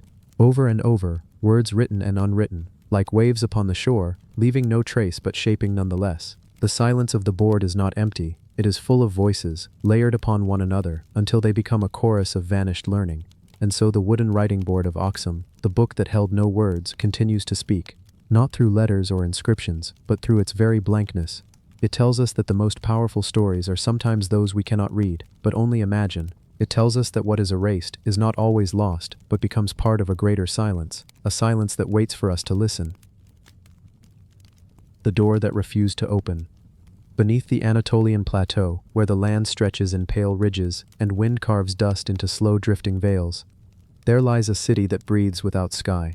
Derinkuyu, the deep well, carved not from timber or brick, but from the earth itself, tunneled downward through volcanic rock, soft enough to yield to patient hands, yet firm enough to endure millennia. It is a place that begins in silence, and even now, when footsteps echo faintly through its hollow corridors, silence reigns louder than sound. There, carved into stone by people whose names have been lost to time, rests a door unlike any other. Not a door of wood that might warp with weather, not of bronze that might rust, not of iron that might bend, but a circle of solid stone, vast and immovable, set to guard a passage into the dark. The door that refused to open. It is not hinged, nor framed. It does not swing gently upon command. Instead, it is a disc, broad and thick, slid into place within carved grooves in the very rock. When it was meant to close, it did so with finality, like sealing a tomb. Once rolled into its slot, the door was absolute, no casual hand could move it. It was security, not by key, but by immensity, by sheer presence, by weight. Imagine, if you will, the first hands that touched its edge, the hollow chamber dim, lit only by flickering oil lamps that smeared light across walls. The air cool and still, with a faint breath of dampness seeping from the rock itself. Men and women, bent with labor, push their shoulders against the stone, guiding it into place. The grinding sound of stone against stone fills the passage, a growl from the earth itself, low and patient, until at last it settles. Silence follows, heavy as the weight of the door itself, and in that silence lies the question that has endured longer than any empire. Why? Why build such a door? Why carve so deep into earth? Why choose darkness when the sky above is vast and generous? Some say it was refuge, protection against enemies, raiders, armies that swept across Anatolia in tides of conquest. Others whisper it was survival, a sanctuary against storms of war, or against seasons of fire and famine. Still others imagine it was spiritual, an echo of an underworld made real, a place to retreat, not from men, but from the gaze of gods. The door answers none of these questions. It sits, round and mute, still refusing to open. The city itself spirals downward in layers, tunnels narrowing, stairways spiraling, chambers opening like lungs, storage rooms and stables, wells and kitchens, shrines and passages hidden deeper still, an entire world carved beneath the earth, capable of housing tens of thousands. And yet, at each crucial passage, another of these great stone doors waited. Guardians of corridors, barriers against intrusion, monuments to secrecy. The door that refused to open was not alone. Its kind were many, stationed like sentinels at junctions, each one ready to separate a people from the world above, to shut them into silence, to protect them in the cool darkness of their choosing. When you stand before such a door, even now, centuries after the last of its people vanished, the feeling is peculiar. The stone is still, cold, immovable. You might touch its face, feel the fine roughness beneath your fingers, the faint ridges left by ancient hands, chisels long gone to dust. You might lean closer, listening, though there is nothing to hear, only the weight of the earth pressing its patience upon you. Yet there is presence, undeniable, as though the stone remembers every time it was sealed, every time it was pushed into place with urgency, with desperation, or perhaps with reverence. In its silence, the door becomes more than stone. It becomes a symbol of separation, between light and dark, above and below, known and unknown. On one side, the sunlit world of fields, markets and birdsong. On the other, the shadowed labyrinth where voices hushed, lamps burned low, and life moved in cycles apart from the sky. To cross it was not simply to move through space, but to shift between worlds. Think of the children who once played beneath Derinkuyu. They would have known the doors as barriers, strange circles of power. To them the sound of one grinding shut must have been like thunder and stone, a reminder that they were safe, yet sealed. For mothers, for fathers, for elders, it was reassurance that enemies above could not breach the weight of their fortress. And for priests, perhaps it was sacred, an echo of myth, a way of creating boundaries between the mortal world and something deeper, darker, eternal. Now imagine the time when such a door was last moved in earnest. The people pressing their weight, the sound ringing deep through tunnels. Perhaps fear pushed them, raiders descending, shouts carried faintly from the surface. Or perhaps famine above had forced them down once more into storerooms stocked with grain, into wells carved to reach water that never ran dry. Once sealed, the outside world would be nothing but memory. The door would close, and they would live as though beneath the skin of the earth itself. The door that refused to open has remained closed ever since. Archaeologists rediscovered it centuries later, their torches piercing chambers filled with silence. They marveled at its engineering, its size, its purpose. But to move it? To force it open after so long? No. It resists. Even if mechanisms are known, even if leverage is applied, it carries with it a sense of finality, as though it has chosen its last position and will not be persuaded to yield again. And perhaps it should not, for the power of the door lies not in its function, but in its refusal, in the way it embodies the silence of a people who lived without leaving written names, who carved their safety into stone rather than ink. The refusal is the mystery. The refusal is the presence. The refusal is the lesson that some boundaries are not meant to be crossed, that some doors remain closed because they are more meaningful, sealed than open.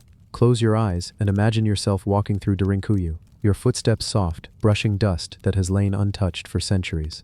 The air cool, almost damp, carrying the faint mineral scent of stone. Torches flicker, shadows stretch across carved walls. The passages narrow, twist, descend. You pass through chambers where livestock once breathed, where bread was once baked, where prayers were once whispered in hidden alcoves, and then you reach it, the stone door. Round, immense, waiting in its groove. It looms in silence. You place your hand upon it. The stone is cold, steady, as though it belongs not to this passage, but to eternity itself. You press gently, knowing it will not move. Yet in that refusal, you feel its story.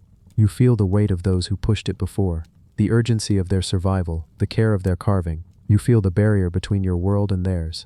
The door that refused to open does not keep you out, it keeps them in. Their silence, their presence, their memory, sealed in stone, unbroken by time. And as you linger in the cool air of Derinkuyu, you realize that the door is not meant to open again. Its purpose has been fulfilled. Its refusal is its gift. Its silence, its permanence, is the truest connection we have to those who vanished into the earth long ago. The door will remain, heavy, silent, patient, the guardian of secrets, the keeper of silence, the eternal sentinel between the world above and the world below. The door that refused to open still waits. The crown that grew roots. In a quiet chamber of earth, long after voices had faded and footsteps no longer echoed, a crown lay hidden. Not of gold, not of jewels, but of bronze, shaped into leaves so delicate that time itself seemed to hesitate before touching them. A crown that did not sparkle with wealth, but whispered with memory. It is known now as the bronze leaf crown of Thessaly, yet the title given here fits it more truly.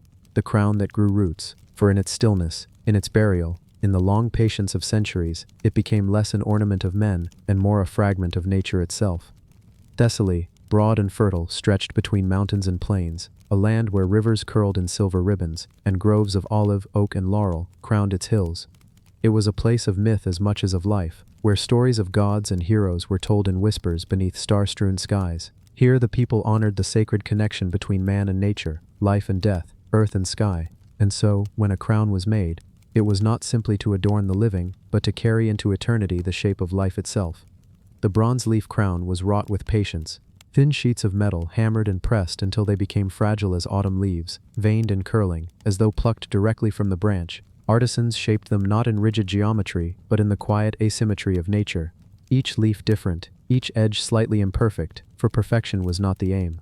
The crown was to resemble life, not an idea of it, but its very breath. And so, as light caught its curves, it seemed alive. Not bronze, but branch. Not artifice, but growth. Imagine the head it once encircled. Was it a bride, adorned on her wedding day?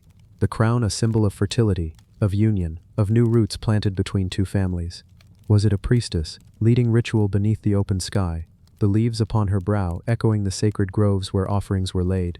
Or was it a man of stature, a ruler, a warrior, buried with the crown so that even in death he wore the cycle of life upon his head? We do not know. But the crown holds silence, and in that silence, the imagination grows. Centuries passed. The head it graced returned to soil. The flesh faded. The bones crumbled. The chamber darkened. The crown endured. Its bronze leaves, once bright, dulled to greenish patina, the color of moss, of deep forest shadows. Roots from the earth above pressed downward, winding around it, touching it, clasping it, as if recognizing one of their own. And so the crown grew roots, not of metal, but of time, buried, forgotten, yet becoming more a part of the earth with every passing season. Archaeologists who uncovered it found not simply an artifact, but a paradox. A crown that was both ornament and branch, both metal and memory. They lifted it carefully, breath held, for the leaves threatened to crumble at the slightest tremor. Yet even in fragility, it possessed strength. It had endured not by resisting time, but by becoming one with it, by growing roots. The crown that grew roots speaks softly of how the ancients saw their world. To them, crowns were not merely displays of power, but symbols of belonging, of humanity's place within cycles larger than themselves. Bronze leaves did not glitter to boast of wealth. They shone to remind the wearer that he or she was bound to the trees, to the fields, to the eternal return of life from death, of death into life. Close your eyes and imagine the moment of its making. A workshop filled with the ringing of hammers, the hiss of fire, the quiet murmur of craftsmen. Sheets of bronze laid upon stone, beaten until thin, then cut into shapes of leaves. The artisan studies a laurel branch outside, copying the curve, the twist, the fine tracery of veins. Hours pass, days pass, until at last the crown forms. Not rigid, but alive, as though the branch itself had bent into circle. It gleams softly in lamplight, ready to rest upon a brow. Then imagine the moment of its burial. The air in the tomb still, heavy with incense. Relatives or priests lower the crown onto the head of the departed. There is no wailing, only solemn quiet, for this is not an ending but a planting. As the crown touches bone or hair, it becomes both ornament and offering, a promise that the one beneath will return to the earth, will feed the cycle, will grow roots in the soil of eternity. When the crown was lifted from the earth centuries later, it carried all of this in silence, its leaves curled as though in windless air, their edges frayed by time, yet still recognizable, still alive. Museum lights now shine upon it, glass cases enclose it, scholars lean close to study its veins. Yet the crown remains indifferent. It has already fulfilled its purpose. It has grown roots, connected the living to the dead, the past to the present, man to nature. The crown that grew roots teaches in stillness. It tells us that memory does not survive only in words, in histories, in names. Sometimes it survives in symbols, in shapes so quiet, they seem like whispers. A crown of bronze leaves endures, not because it shouts of power, but because it hums of belonging. Because it reminds us that kings and queens, priests and brides, all return to earth, all lay down roots, all feed the soil from which new life will rise. Walk with me in thought through Thessaly's plains, where olive groves sway and rivers murmur softly over stone. Picture the crown upon a brow, as prayers are whispered beneath a sacred tree. Picture the same crown resting in soil, its leaves touching darkness, until roots curl around it as companions. Picture its rediscovery, hands brushing soil away to find not treasure, but a reminder that time does not sever, but entwines. The crown that grew roots is fragile, yes, but in its fragility lies truth. For life itself is fragile, yet it persists by returning, by rooting, by entwining itself with earth again and again. The crown does not resist time, it embraces it, becomes part of it, teaches us that endurance is not defiance but acceptance. Now, as you drift deeper into thought, feel the weight of the crown upon your own brow, not heavy, but light, leaves brushing against skin, cool and thin, like whispers of wind in branches. Feel yourself rooted, not in stone halls or thrones, but in soil, in fields, in the endless cycle of growth. You are not separate from the earth, you are crowned by it, embraced by it, returned to it. The leaves close gently around you, and you drift into their silence. The crown that grew roots waits still, in glass cases, in quiet museums, in the hush of memory. But truly, it waits in soil, in the cycle of seasons, in the roots that grow unseen. It whispers without voice, that to wear a crown is not only to rule, but to belong, to be planted, to be remembered not as one above nature, but as one within it. And so it endures, as fragile as breath, as strong as roots, as eternal as the silence of earth. The crown that grew roots remains, reminding us all that the true honor is not to shine above the world, but to return to it, leaf by leaf, root by root, until crown and earth are one. The bowl that never emptied. The night in the southern lands begins softly, as though it has always known the weight of dreams. A hush lies over the long valleys and wooded slopes, where rivers thread their way between the folds of mountains, and the distant peaks wear veils of drifting clouds. It is here, in the old lands of the Mapuche, that one may still imagine the faint glimmer of firelight beneath the thatched roof of Aruca, a dwelling of wood and reed. where stories were once spoken in voices low enough to mingle with the sighing of the wind. Among these stories, one object recurs, spoken of with reverence, with longing, and with quiet wonder. A stone bowl, carved from a single piece of basalt, polished until its inner face seemed to hold the shimmer of water even when dry, and adorned on its outer surface with designs that suggested claws, roots, waves, and shadows. This bowl, they said, was not like other vessels. It was the bowl that never emptied. The people who shaped it were not hurried. Their days followed the rhythm of earth and sky, of planting and harvest, of rain and drought. The one who carved the bowl, whose name is not preserved because it became less important than the act, chose a stone from the banks of a river where the waters tumbled and sang in endless dialogue with the earth. The stone was dark, heavy and resistant, but within it lay the potential for form. With patience, with tools of harder stone, with fire and water, the artisan chipped, smoothed, hollowed, and polished. Every strike left an echo, every grain released from the block told of time, measured not in hours but in seasons. The hollow grew deep, the surface grew smooth. Outside, the carver traced forms that seemed to belong to the bowl already, marks that resembled talons, spirals like eddies in water, and patterns recalling branches reaching into the air. When the work was finished, the bowl rested in the hands like a weight of the world itself, neither large nor small, but bearing the gravity of intention. It was not meant for mere food, nor for storing grains. This bowl was brought out only in moments when the people gathered for ceremony. At the great ritual of the Guilatun, when voices rose in chant to ask the unseen forces for balance, rain, and fertility, the bowl was placed near the center of the gathering. Within it, water was poured, clear and trembling, reflecting the sky above. Herbs were added, branches of canelo, sacred leaves, sometimes petals of flowers that opened in the cool months. The elders told that when offerings were made sincerely, when prayers rose like smoke and were carried by the wind, the water within the bowl never diminished. No matter how many dipped their hands to cleanse, no matter how much was lifted and sprinkled toward the four directions, the bowl never stood empty. It seemed to replenish itself quietly, as though fed by an unseen spring. Some said the water came from beneath the mountains. Others whispered that it was the breath of the ancestors, condensing like dew. Children leaned close, peering into its depths, and swore that in its mirror they saw stars, even on nights when the sky was hidden. So the bowl became less an object than a presence. It was kept within the safekeeping of a mashi, a spiritual guide, who tended it as one might tend a fire. It was placed on woven cloth, never directly on the ground, and at times it was hidden away during times of conflict or fear. Yet always it returned, and always the stories surrounded it like mist. The land around the people was abundant, but not without hardship. Rains could be too sparse, crops could wither. In such times the bowl was brought forth. Those who came barefoot across the earth, bringing offerings of maize or chicha, would gather around it. They dipped their fingers in its waters, touched them to their brows, and believed that they carried away a fragment of renewal. When the rains eventually fell, drumming on the roofs and soaking into the soil, the bowl was remembered as the vessel that called water into being. There were tales that, in one particularly long season of drought, a traveler came from far beyond the mountains, from lands where the tongue was strange. He arrived weary, dust-coated, carrying little more than a bundle of cloth. He was given water from the bowl. He drank, and though he lifted cup after cup, the bowl's surface never lowered. He wept as he drank, for he had walked from places where rivers had turned to sand. He left saying he had seen a miracle, but the people did not call it such. They only said gently that the bowl had never emptied. Generations passed, fires burned low in countless rukas, and the same stories wound through the years. Children fell asleep, listening to the tale of the bowl, imagining that if they placed their small hands upon its rim, they too would feel the cool kiss of endless water. Machis grew old, their hair whitening like winter grass, and entrusted the bowl to their successors. Its weight never seemed to change, nor did its polish fade. The stone remembered. In the quiet, in nights heavy with silence, one might imagine sitting in the circle, the glow of embers lighting faces, the rhythm of drums echoing like heartbeats. The bowl sits before the gathering, water trembling within it, though no one remembers pouring it there.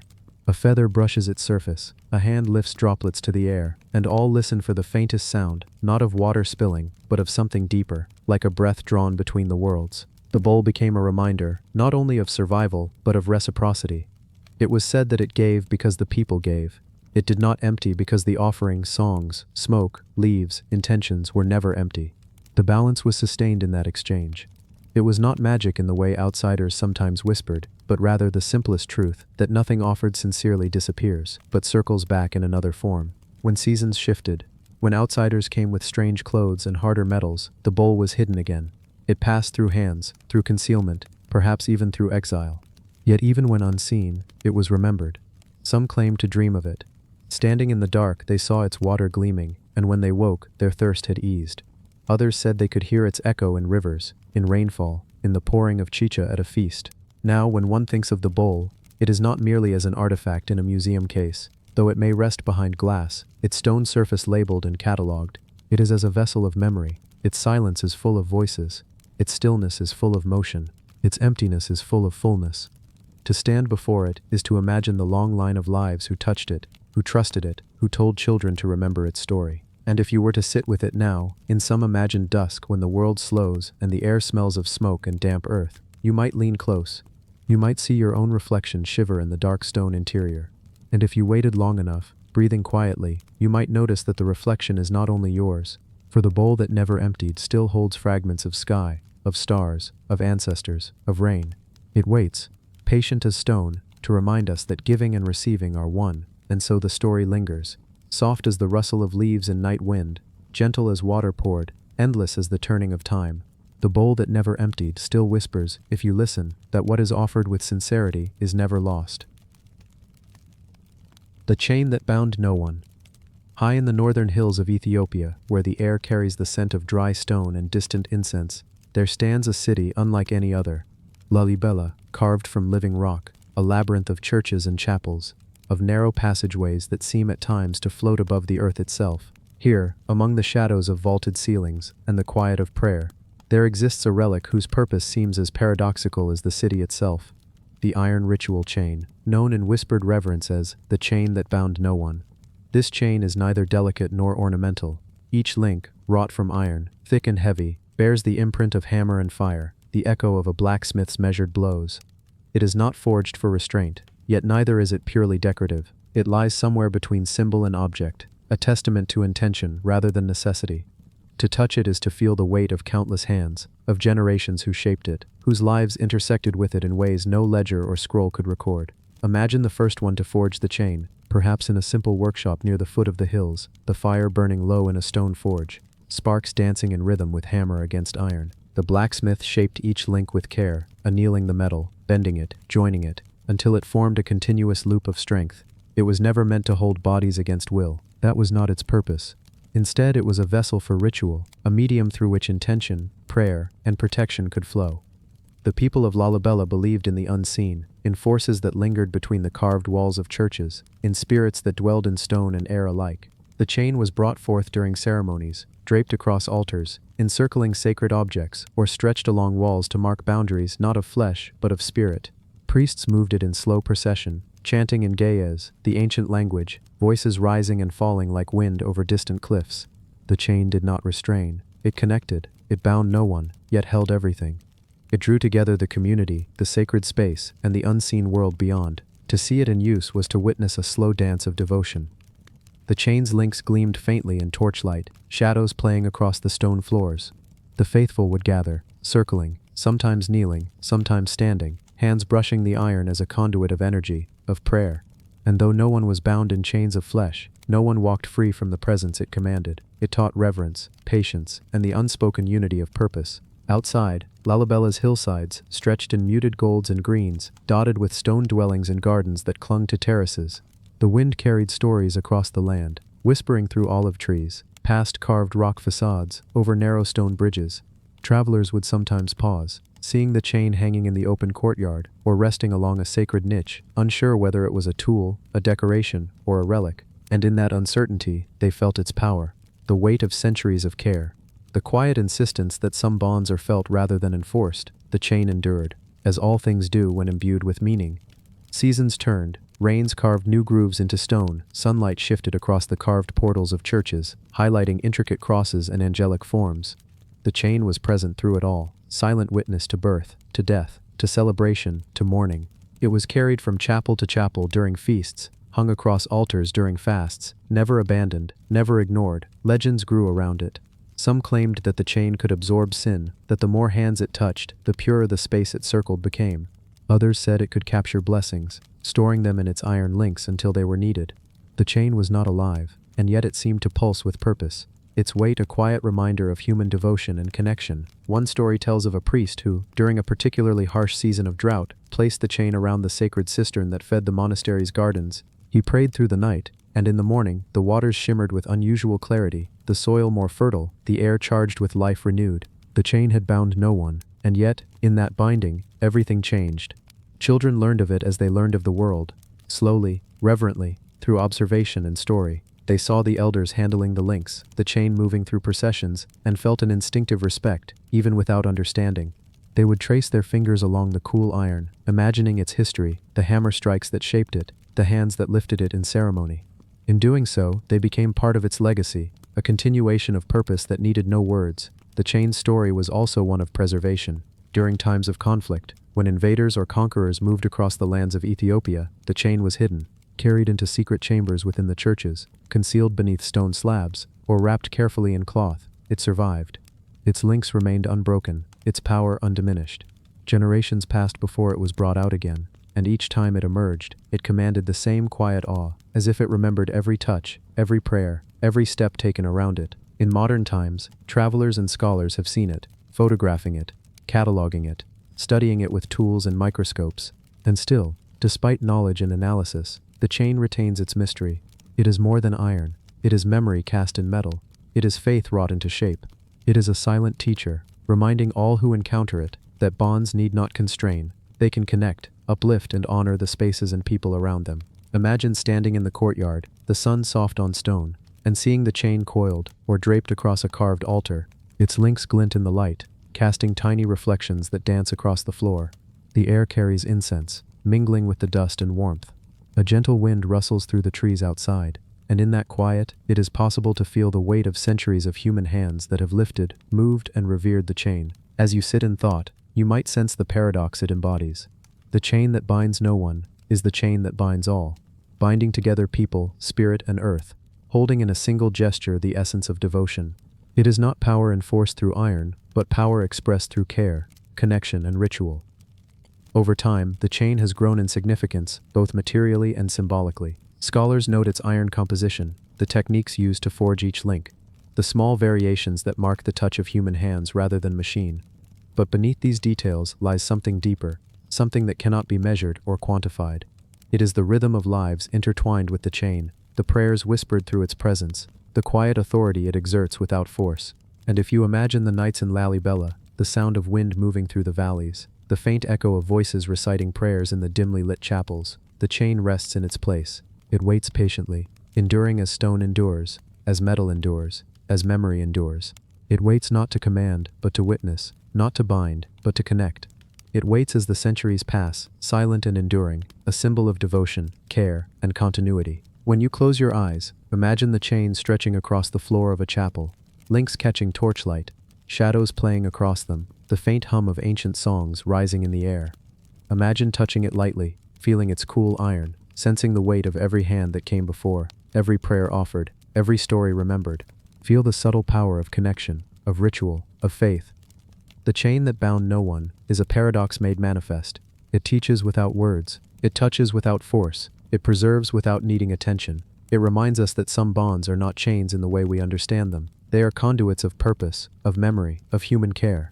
It waits patiently for every hand, every heart, every moment, and in that waiting, it fulfills its purpose more fully than any object ever could. And as you drift in thought, carried on the quiet rhythm of imagined wind, the whisper of incense, and the weight of iron in your mind, the chain continues its silent vigil. It binds no one, and yet holds everything. It waits, enduring, patient, eternal. The chain that bound no one remains, as it always has, a witness to devotion, a teacher of connection, and a quiet echo of human faith. The box that spoke without voice. In the quiet forests of northern Gaul, where mists cling to oak and ash, and streams meander with the patience of centuries, there once existed a box unlike any other, carved from the heartwood of trees long rooted in the soil.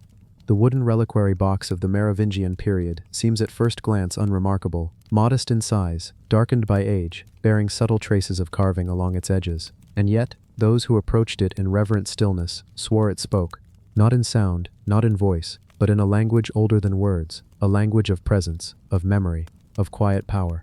It is known today as the box that spoke without voice. The artisans who shaped it were themselves silent storytellers. They lived in a time when kings ruled by lineage and faith intertwined with every step of daily life. Their hands had mastered the grain of wood, the curve of a knife, the pressure of a chisel. To craft a reliquary was not a mere exercise of skill, it was a devotion. Into the wood, they poured attention, intention, and prayer. Each notch and groove was a syllable, each polished surface a phrase, each carved symbol a sentence that the box would hold for generations. The box was small, perhaps meant to sit in a chapel niche, or to be carried with care on the laps of the faithful. It might have held fragments of bone, a shard of a saint's relic, a token of faith, or a carefully folded cloth imbued with meaning. Yet what made the box remarkable was not the objects it contained, but the way it carried them. It did not speak aloud, but it did not need to. Those who looked upon it, who touched its worn edges or traced the carved lines with their fingers, felt a resonance, a sense of history, a presence that communicated more clearly than any spoken word could. Imagine the day it was first made, in a workshop that smelled of sap, smoke, and earth. The artisan selected a block of wood from a tree felled with ceremony, mindful of the sacred lineage of the forest. The grain was studied carefully, every knot, every swirl, every tiny imperfection was taken into account. The shaping was meticulous. Wood shavings curled like ribbons, falling softly to the floor as the hand guided the knife, smoothing and carving in slow rhythm. Symbols were etched into its surface, interlaced lines, abstract motifs, hints of Christian iconography fused with local artistic tradition. Once complete, the box was consecrated. Incense smoke spiraled upward. Prayers were whispered in low tones, and the box received its first contents, a fragment of a relic, perhaps a saint's bone, perhaps a sacred object imbued with holy significance, and then it was placed in its resting place, whether upon an altar or within a shrine, where it could be approached, touched, and contemplated. The box's voice, subtle and inaudible, was in its presence. To the devout, it offered comfort. To the contemplative, it offered reflection. To the weary traveler, it offered a momentary stillness, a pause in a world rushing with urgency. There was no need for explanation. Its message was absorbed by the heart, not the ears. Over the centuries, the box endured. It survived fires, invasions, the slow wear of time. Its carvings grew softer with touch and age. The wood darkened, patinated, and took on a quiet dignity. Scholars in later centuries marveled at its craftsmanship, its survival, and its aura, though they could not articulate the subtle pull it exerted. It was as if the box had absorbed all who approached it, carrying their prayers and intentions within its wooden walls, holding them in quiet communion. The box became a witness to life unfolding around it. Generations knelt before it, offering prayers for health, for guidance, for mercy. Its presence shaped ceremonies, not by command, but by suggestion. It held the space, invited reflection, and offered a silent counsel to those who were patient enough to listen. No voice was needed. The box spoke of continuity, of the passage of time, of devotion carried not in grand gestures, but in steady, humble attention. Children who peered into its niche might have felt a shiver of wonder, sensing the weight of history pressing softly into their small hands. Monks would carefully lift the lid, glance inside, and find inspiration for meditation. Pilgrims traveling across muddy paths and rocky hills would pause, bowing their heads and leave offerings, flowers, herbs, or whispered prayers. The box responded not with sound, but with acknowledgement, with the quiet acceptance that comes from understanding all that has been given and all that has been received. Imagine sitting in a chapel where the sunlight filters through small colored panes, dust motes dancing in the golden shafts. The box rests on its altar, modest yet commanding. There is silence, yet it is not empty. One can almost hear the unspoken words of those who came before, a mother praying for her child, a monk contemplating mortality, a traveler seeking mercy. Each intention is imprinted on the box, forming a tapestry that spans centuries. The artisans of the Merovingian period did not only craft for now, they crafted for eternity. The box was more than wood and nails. It was a repository of memory. Each curve, each carved line, each polished edge was a channel for time itself. And through it, the lives of countless generations flowed, intertwining, overlapping, and continuing in the quietude of devotion. Even when wars swept across the land, when kingdoms rose and fell, when churches were looted or abandoned, the box endured.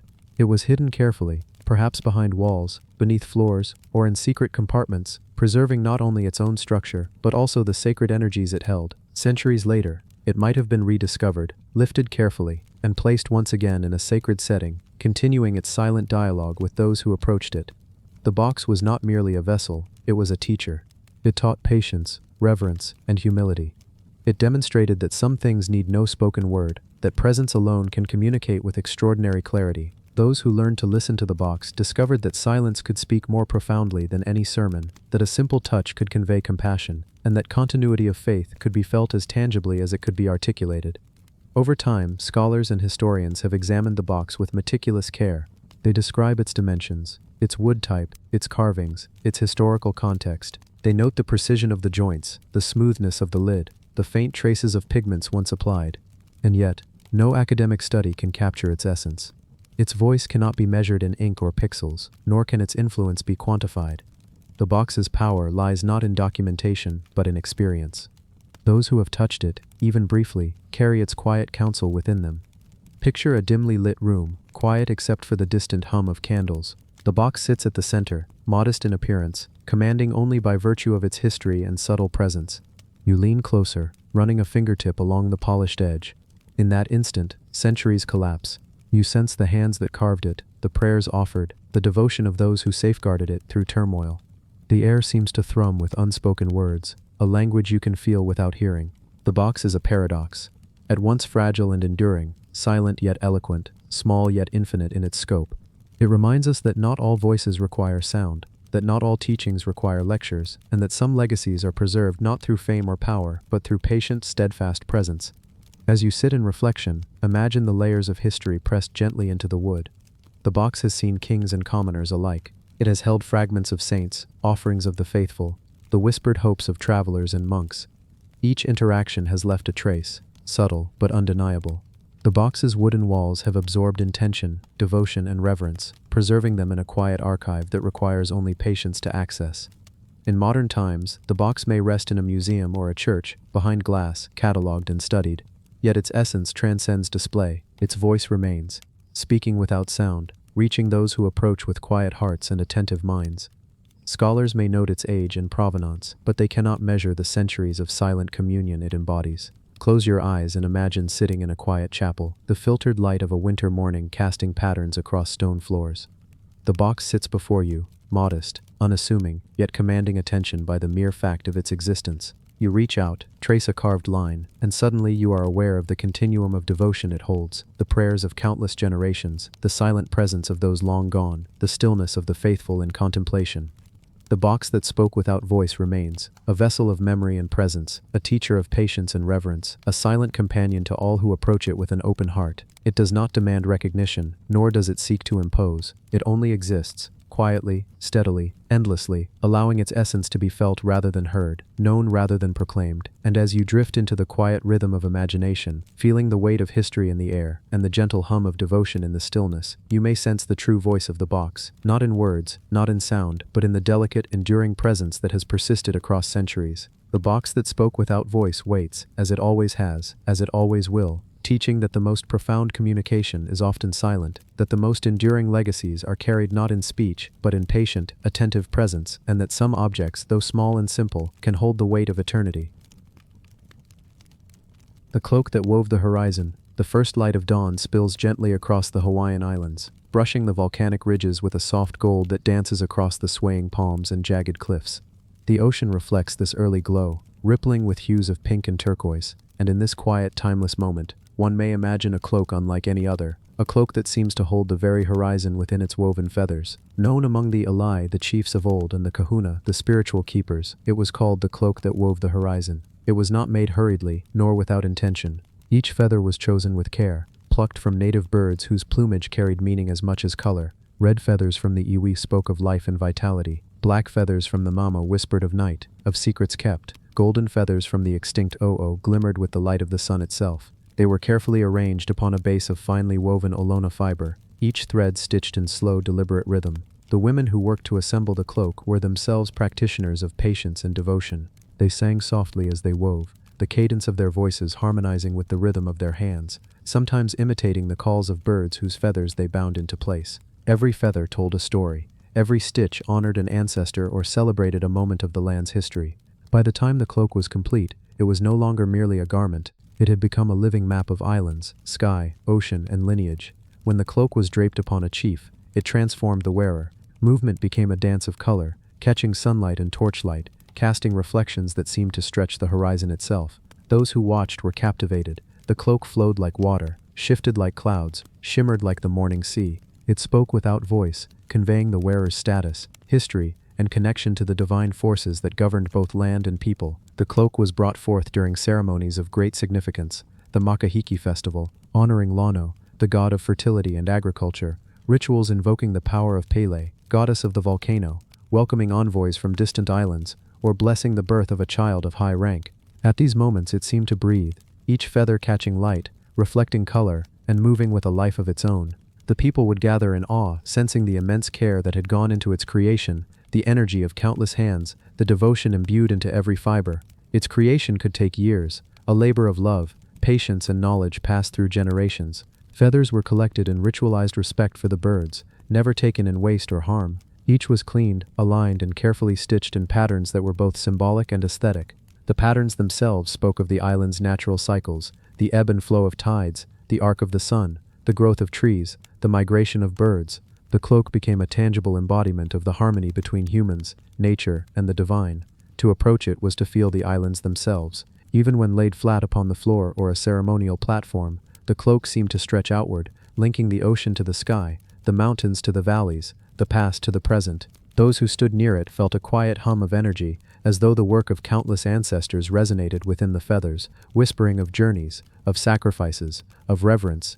Legends say that the cloak could influence the winds. When spread upon the ground in ritual, it was believed to call gentle breezes to aid in harvest, or to carry messages across islands, invisible to the eye, but carried on the air. Some whispered that sleeping beneath the cloak allowed one to dream of distant lands, to see visions of the ancestors, or to sense future events. The horizon itself seemed broader in its presence, more infinite, as if the boundaries between sea, sky, and spirit had softened. The cloak also symbolized connection, among the people, between the islands, and between humans and gods. Birds whose feathers adorned it traveled far, linking islands in a network of flight and memory, and in this way, the cloak became a living tapestry of the Polynesian world. Every stitch, every feather, carried intention and energy, a quiet echo of life, movement, and devotion. Even when the cloak was not in use, it remained revered. It was kept in a sacred space, often a chamber within a chief's home or a secluded shrine, where light and air could pass gently over its surface, preserving its brilliance and the careful arrangement of feathers. Those entrusted with its care treated it as more than an object. They understood it as a living legacy, an archive of memory, artistry, and the spirit of the islands. And so, in the early morning light, with the sound of waves lapping the shore and birds calling to one another across valleys, the cloak rests, silent yet vibrant. It waits for the moment it will be called into ceremony, for the hand of a chief or priest to lift it, for the gaze of the faithful to recognize the intricate beauty of its craftsmanship and the subtle, unspoken power it holds. It does not speak in words, but in the shifting light on its feathers, in the whisper of wind passing over its surface, in the way the colors seem to stretch the horizon itself. To witness it is to sense time and place intertwined, to feel the devotion of those who made it, the lineage it honors, and the islands that gave it life. As the day progresses and sunlight shifts across the valleys and ridges of the Hawaiian Islands, the cloak waits, quietly commanding attention without demand. Its colors remain vivid, yet they seem to shift subtly, reflecting not only light, but the movement of the land and sky. Each feather, though still, holds a memory, a story, a trace of the hands that placed it with such care. In its presence, one senses the continuum of generations who have interacted with it, each adding a whisper to its silent voice. The cloak was more than ceremonial attire, it was a record of life itself. The artisans who wove it understood that every action mattered, every decision left an imprint. To select the feathers was to understand the bird's journey across the islands, its role in the ecosystem, and its connection to the gods. Each bird contributed more than material, it contributed symbolism, a fragment of spirit. The red feathers of the iwi spoke of vitality and courage, echoing the heartbeats of those who would wear the cloak in ceremonies of power. The golden o'o feathers captured sunlight itself, reminding all who gazed upon it of warmth, abundance, and divine favor. The black mamo feathers grounded the cloak, connecting it to night, shadow, and the unseen forces that guided lives silently but surely. In ritual, the cloak transformed entirely. When draped over the shoulders of a high chief during the Makahiki festival, it seemed to stretch the horizon beyond the eyes of the participants. Its movement mirrored the tides, the sway of the palm trees, the dance of clouds over the peaks. Those in attendance would whisper in awe, noting how the cloak seemed to shimmer with its own life, how it seemed to carry the wind with it, and how the boundaries between the earth, sky, and sea momentarily softened. The chief himself became both human and vessel, carrying not just authority, but the spirit of the islands, woven meticulously into each feather. It was said that the cloak held the voice of ancestors. To wear it was to commune with those who had gone before, to feel their guidance, their vigilance, their hopes for the future. Legends tell of chiefs who, when donning the cloak, could sense the winds of distant islands, the arrival of rains, or even the presence of spirits who watched over the land. The cloak amplified intuition and connection, making its wearer a living bridge between past, present, and future. Every ceremonial unfolding was deliberate and measured. The cloak was never rushed.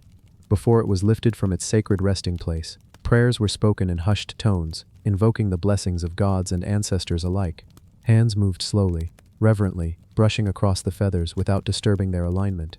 Even the smallest ripple of motion was noticed and corrected, for the cloak's perfection depended on patience and mindfulness. The rhythm of these preparations became part of the ritual itself, a quiet meditation in which time stretched and attention sharpened, and the sacred became palpable. The cloak also served as a teaching tool.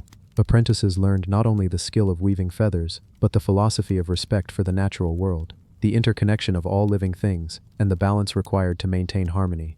Each feather stitched, each knot tied, was a lesson in humility and attentiveness. In this way, the cloak was a living repository of cultural knowledge, carrying both beauty and wisdom across generations.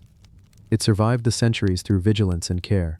During times of upheaval, whether foreign invasion, disease, or natural disaster, the cloak was hidden, wrapped carefully in layers of kapa cloth, tucked away in chambers carved into stone, or concealed within the rafters of sacred houses.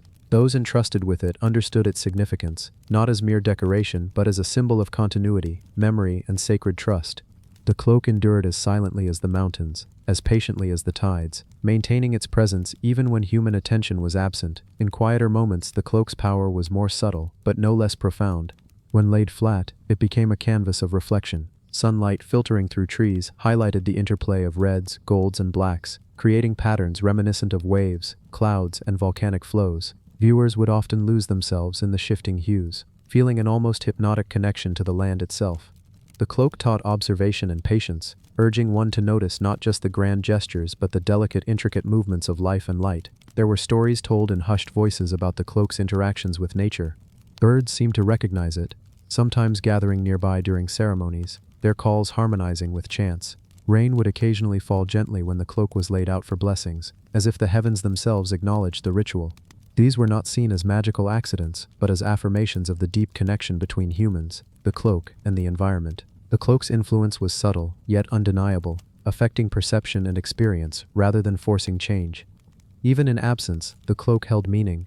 Those who had seen it, touched it, or performed rituals with it, carried its influence in memory.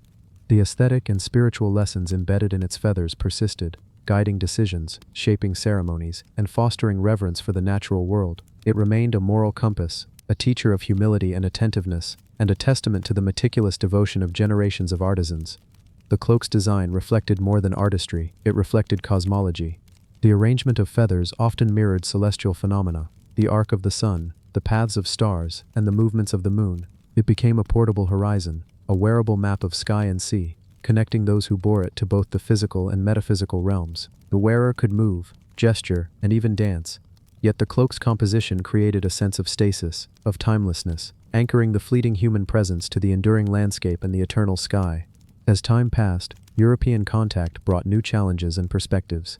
Scholars and collectors marveled at the cloak's craftsmanship, sometimes misunderstanding its significance, sometimes attempting to measure it in terms of material value rather than cultural depth. Yet the cloak's essence remained intact, impervious to external interpretation.